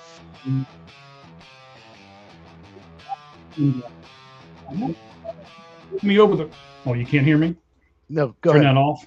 Okay. So I thought you were going to rake me over the coals for it, but I put Sal Stewart at number 10 as well. I had to, man. He's my guy. You have to. I have to. 4 games, 8 hits, 1 home run, 1 K, 5 walks. 1K and yes. And he homered. Those were his stats for the first week. It doesn't count his game today. He struck out for the first time yesterday in his 4th game. Yeah. I mean, you have to. I don't know what else to say. I know it's only been a week, and he may just go south, although I hope not, but I had to. I didn't have a choice. And I'll say this. I drafted my fantasy team, so that's good. So you must be winning that league, buddy. Anyway, I pitch it. Next up, number 9. Next thing. I have him probably lower than some, but he's just not a very good defender. I know he can hit. Obviously, he's one of the best hitting first basemen. He hit 38 home runs last year, 126 RBIs. Great. His defense sucks. Pete Alonso of the Baltimore Orioles. Originally, I did the list just offhand, had him 6, but moved him down because of defense. And some of these other first basemen, their offense is, right there, almost as good. So number 9, Pete Alonso, Orioles. All right. Well, we are not going to match because your number 9 guy is not my number 9 guy. Okay. My number 9 guy, 257 average last year, 20 home runs and 80 RBIs. And the reason those are pretty good numbers. But the reason why I dropped him down, kind of like your reason behind Pete Alonso, is his poor defense. This guy, 44 walks and 122 strikeouts. I'll say it again, 44 walks and 122 strikeouts. Wilson Contreras of the Boston Red Sox is my number 9 first baseman. I don't think he would have made my top 15. Okay. I don't have a problem with that necessarily, especially because of that last stat. I almost didn't put him on the list at all. Him and Vinny Pasquantino were neck and neck here. So I might even put Spencer Torkelson ahead of him. I don't think I almost did that too. I don't think I would have put Contreras on there. Not a big Contreras fan. Anyway, my number 8 is Rafael Devers of the San Francisco Giants. He's one guy. He used to be a third baseman, was traded to San Francisco. Boston completely screwed that up. So we moved over to first.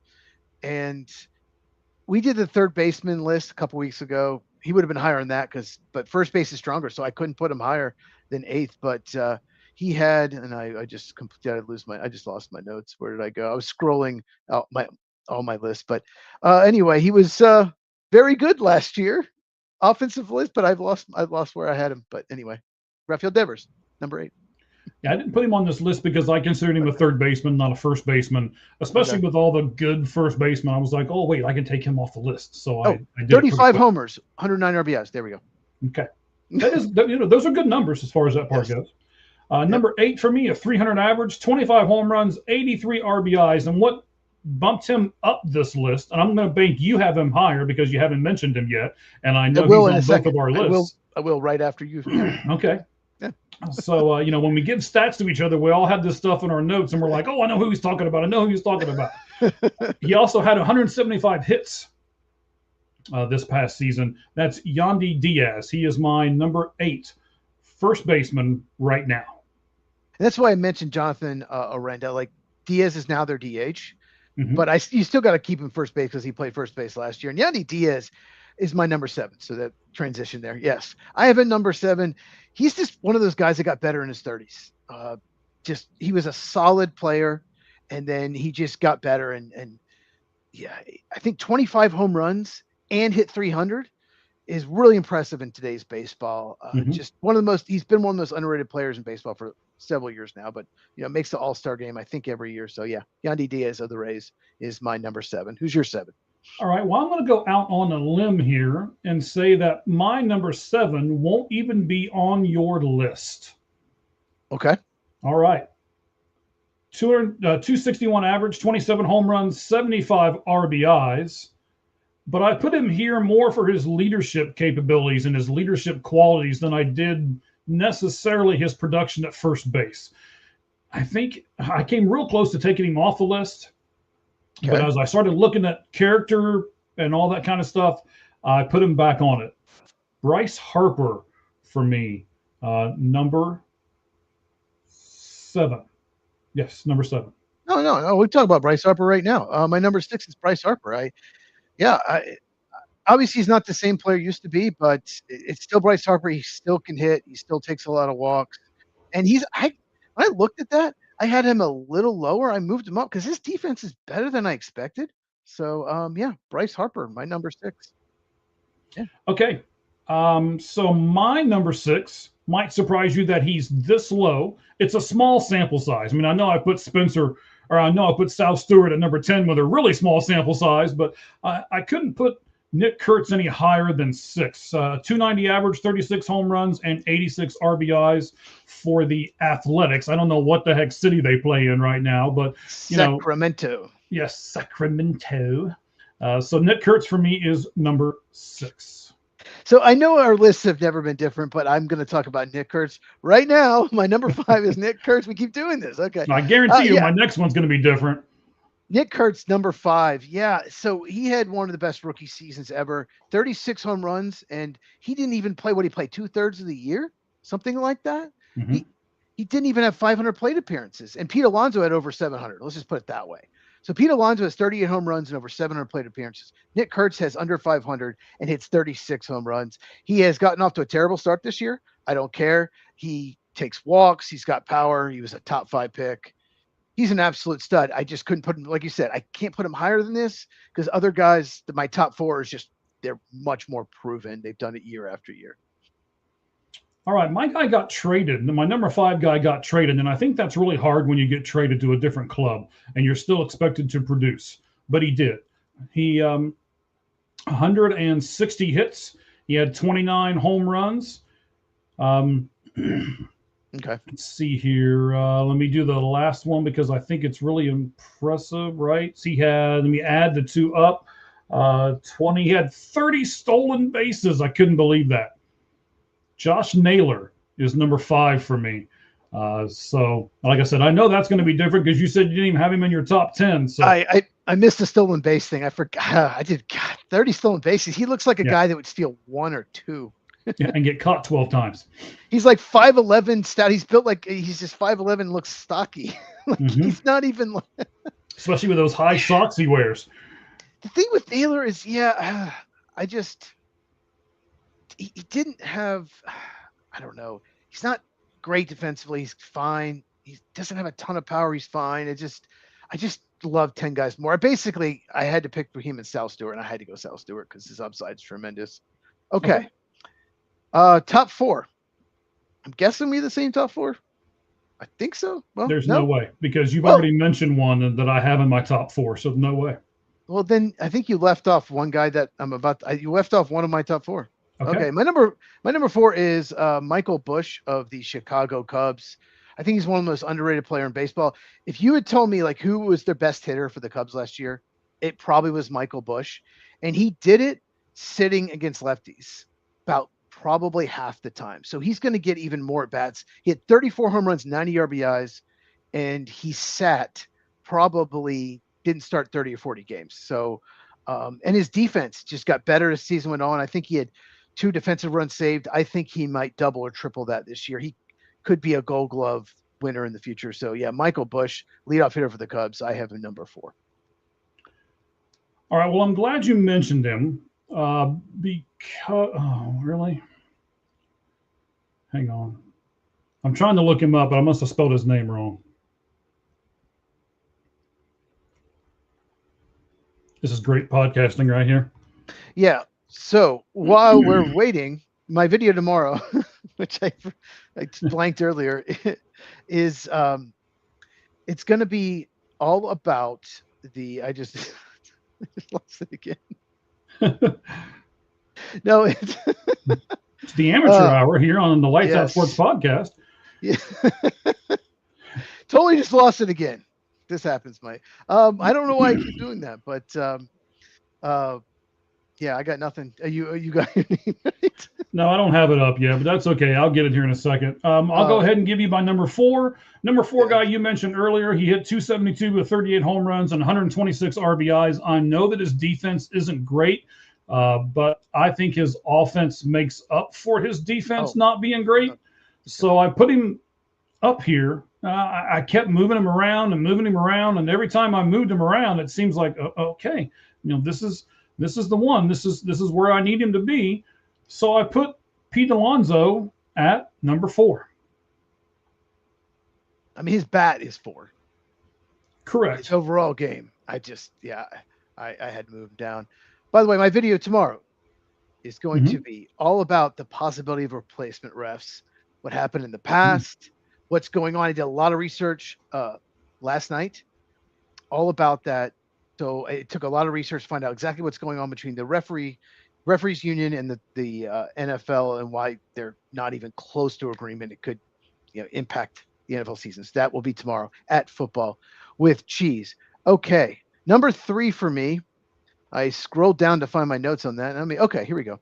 Number 3 is Matt Olson of the Atlanta Braves. He won the Gold Glove last year. He's always been, when he was with Athletics, he won a Gold Glove, always been very good. Defensively, he's still not the player he was in 2023. We had 54 home runs, but still 29 homers, 95 RBIs. He takes a lot of walks. He's just not elite, but he's just a very good hitter. 272, 366, 44, 29 homers, 95 RBIs. Matt Olson, number 3. All right. Well, we got to stop this. Matt Olson's number 3 for me too. Okay. 272, like you said, 29 and 95 RBIs. He wasn't quite the player that he had been a couple of years prior. Oh yeah, 54 home runs in 2023. He was yeah. So again, I couldn't quite, do what I wanted to do.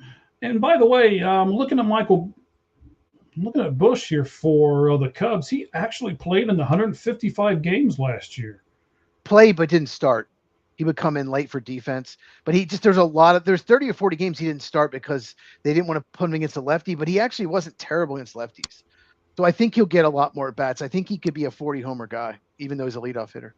And you're right. I did not put your Cub guy in my top 10. So that's the guy that I left out. Like you said, Matt Olson. Now you've got 1 and 2. So give us 10 through 2, and then we'll do 1 and 2. And they're probably going to be the same 2 people, I assume. Yeah, we'll see if it's the same order. They are. There's no way we can leave those 2 out. My number 10, Sal Stewart of the Cincinnati Reds. Number 9, Pete Alonso, Baltimore Orioles. Number 8, Rafael Devers of the San Francisco Giants. 7, Yandy Diaz of the Tampa Bay Rays. 6, Bryce Harper of the Philadelphia Phillies. 5, Nick Kurtz of the Sacramento A's. 4, Michael Busch, Chicago Cubs. 3, Matt Olson of the Atlanta Braves. My number 2 is Freddie Freeman of the Los Angeles Dodgers. He has probably been the most consistent player. Well, maybe not, maybe Jose Ramirez. Besides Jose Ramirez in baseball, he's just always good. He always hits for average. He always puts up some homers. He always hits some RBIs. And even though his defense isn't quite what it used to be, he did win a Gold Glove early in his career. He can hit. He's such a tough out. Freddie Freeman, number 2, Dodgers. Okay. You mentioned Manny Ramirez being such a steady person. I don't think you'll. Yes, Jose Ramirez. Certainly is. Jose Ramirez. I don't know why I said Manny.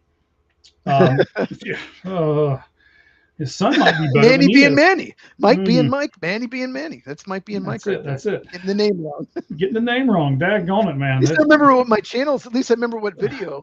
Oh wait. I need a producer over here so I can stop doing all multitasking. We need to get a producer like Fraser. We need a producer like Fraser has Roz. We need Roz Doyle. We need our Roz to be our producer because we're a mess. I didn't even know what my video is about tomorrow, even though I've already recorded it. Mike didn't get the name right. Okay. Anyway, at least we're human. We're proving it right now. So we're the old man podcast. We're changing. Old man. Yeah. Everybody just get off my lawn before I shoot you. Anyway. So you mentioned Jose Ramirez being one of the better and more consistent players right now in Major League Baseball. He is the guy that my newest podcast is on. I do the Sports Pulpit. You can see it right now. It came out about an hour or so before we started this show. I think you'll be surprised as to what all he can accomplish this year. And he can be the first player in Major League history to accomplish something. I won't tell you. I'll just tease you and let you watch the Sports Pulpit on our YouTube channel at All Gloves Off Sports Media. But it looks like we're going to have the same 2 people in the same 2 spots on the same list. For me, Freddie Freeman is number 2, even though I teased putting him number 1. I thought about it. The 295 average, the 24 home runs, and the 90 RBIs. And the reason why I didn't is because I looked at Freddie Freeman and I said, well, shoot, if you can't hit in that lineup, then you can't hit at all. So that is honestly the reason why I bumped Freddie Freeman down to 2, and I put the person I'm sure you're going to put in the number 1 spot as well. Who'd you put number 1, buddy? I had to go Vlad Guerrero Jr. of the Toronto Blue Jays. If you just look at his overall stats last year, you probably wouldn't put him 1 if you just saw stats. However, down the stretch, he was amazing. In the postseason, October, he hit 397, 494 on base with 8 home runs in 18 games in October. Insane. Look at you getting the stats. I did research for this. This was tough. I had to look at stats because this was really tough. But here's what's crazy about him. I always assumed he was a terrible defensive third baseman, moved over first base. So I assumed I wouldn't put him first because his defense, even though outs above average, he was -2. He was 8+8 defensive runs saved. So he was a better defensive first baseman than Freddie Freeman last year. Mm-hmm. I think he could be. He's one of those guys that could put up like a 310. He get over 300, hit over 40 homers, hit over 100 RBIs. I could see him doing that in the future. He is that talented. So yeah, number 1, I had to go Vlad Guerrero Jr. All right, and I did the same thing. I went Vlad Guerrero Jr. I'm looking for something here. I'm going to see if I put it up on. Oh, I did. Let me see. Let me remember how to do this. Can the old man remember how to do it? Yes, Great he podcast. can. Mike will sing. If you subscribe to the channel, we hit a certain amount of subscribers. Mike will sing for you, and he'll start a singing only podcast. Let's not go that far. Now, let me go back to us here. Let us know in the comments if you want to hear his beautiful voice. Let's not. All right, let me see if I can play this. I think it'll pop up. Yes. Look at this. Okay. I think I have to go back over here and hit play. Now, this is what Vlad Guerrero gives you leadership and respect. And I want to ask you, Cheese, if this is a big deal. I don't know if you can see it yet or not, but watch and yeah, watch what's going to happen here. Okay. There goes Max Scherzer. Oh, there goes Vladdy. Vladdy stops and lets Max Scherzer go out first because he knows that Max Scherzer wants to go out and lead the team out when he goes through his stuff on his day. Is that a big deal, do you think? I mean, that's just something that Vlad does that people don't give him credit for, right? Beyond the stats. That's a respect thing that he's given to a pitcher who's been in the game for a long time. What do you think about that? I love it. Absolutely love it. He knows. And Max Scherzer appreciates pride more than anyone. Yeah, I bet he does. Just a lot of little things like that are important. And his father was an all-time great, and so he learned, probably his dad probably taught him the respect, that you show respect for your teammates and everything. It's kind of crazy that he looks physically nothing like his dad. His dad was this tall, skinny, lanky dude, and he's this like a little bit shorter, stockier guy. It's crazy, but they're both incredible right-handed bats. I still remember. I got to tell just real quick about his dad. I got to tell his story. Greg Maddux he has the best stories. I absolutely love them all. And how he set up pitchers and how he sometimes would give up a home run in a game that they're up 8, throw it right down the middle so he can set the guy up later in the season. Like he did that. But he was asked once, how do you pitch Vladimir Guerrero Sr., I guess, right? How do you pitch him? And he says, with his long arms, he hits all my pitches out of the zone, and he hits them well. Like I've never seen a hitter hit everything for a hit. So I just threw it down the middle. Might as well get a strike. So he just threw it down the middle every time. That's funny. Better chance of getting him out just throwing it down the middle, because at least it's called a strike if he doesn't swing. Right? You got a 50-50 shot, right? Yeah, yes. But he was a great bad ball hitter because of those long arms. He was such a good bad ball hitter. And his son is, I remember when the Blue Jays signed him internationally, because Dominican Republic, he got the biggest bonus. The Blue Jays gave him the most money, so that's why he ended up with the Blue Jays. Yeah. That's what happens in this sport sometimes, but that's all right. Yeah.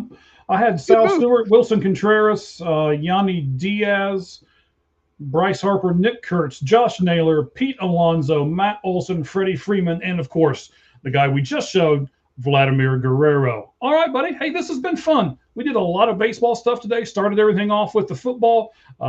Can't wait for the draft. We got Med Smith that we just announced today that we know is going to come on the draft show with us. We're going to do that the Sunday before the draft. I can't wait for all of that. It's going to be fantastic. I know you are really excited about the draft. It's my favorite time of year, my favorite weekend of year. Draft season, month of April is my favorite. Like I said, I do so many draft videos. I got rankings coming. I got individual prospect videos coming. Those are fun. The Mendoza one was kind of long, but most of them are 4 to 6 minutes. Mendoza probably went about maybe 9 or 10. I can't remember. But so we have all that coming in mock drafts. Every Monday we'll do one. And the Sunday before the draft, 8 Eastern, 5 Pacific, here on the Lights Out Sports Podcast, we will do a draft. And it was so much fun last year. I can't wait. Me too. I'm not drafting anybody, so I'm loving it. You guys draft all you want. I'm just going to host, so it should be great. I appreciate everybody that's going to come on. I appreciate all of you guys for listening to us. A ton of people listened to us tonight. We got some good comments, so we're very happy with the show. We thank you guys for making this show what it has become. Not only that, but everything on All Gloves Off Sports Media, including the Sports Pulpit that just took over, Red Hot Reds, the Minor League Monday that we're doing, and of course, Cheese on his podcast, At Football with Cheese. Anything else you want to add to the end, buddy? Yeah, At Football with Cheese on YouTube, At Football Cheese on X. And yeah, just tomorrow we're going to talk about replacement officials, what could happen, and what's going on. I'm going to do a deep dive. I found a lot more out that media's not even talking about what's going on between the referees union and the NFL. And it's much more complicated, and they disagree on a lot more things than people realize. So look out for that late afternoon, early evening. I've already have the video recorded. So all right. And then of course today you just had to put out a video that said some Packer sucks. I mean, you got to do that every once in a while. Right? Yeah, so I'm not a big fan of the Packers general manager. I mean, he's better than Matt LaFleur. That duo is just not working out in my opinion. I think the Packers underachieve. They definitely underachieved this year.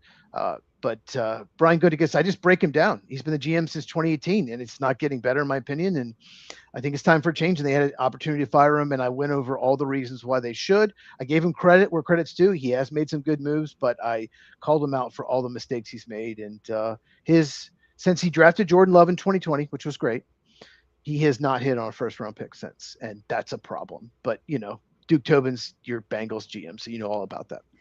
It's true. I certainly do. And Smart Chase. Mm. Him and Burrow. That's it, man. All right. So we certainly appreciate all of you. Thank you all very much. And as we always say at the end of the Lights Out Sports Podcast, the only thing that's fair in life is a baseball hit between the third and first base lines. Good evening, everyone.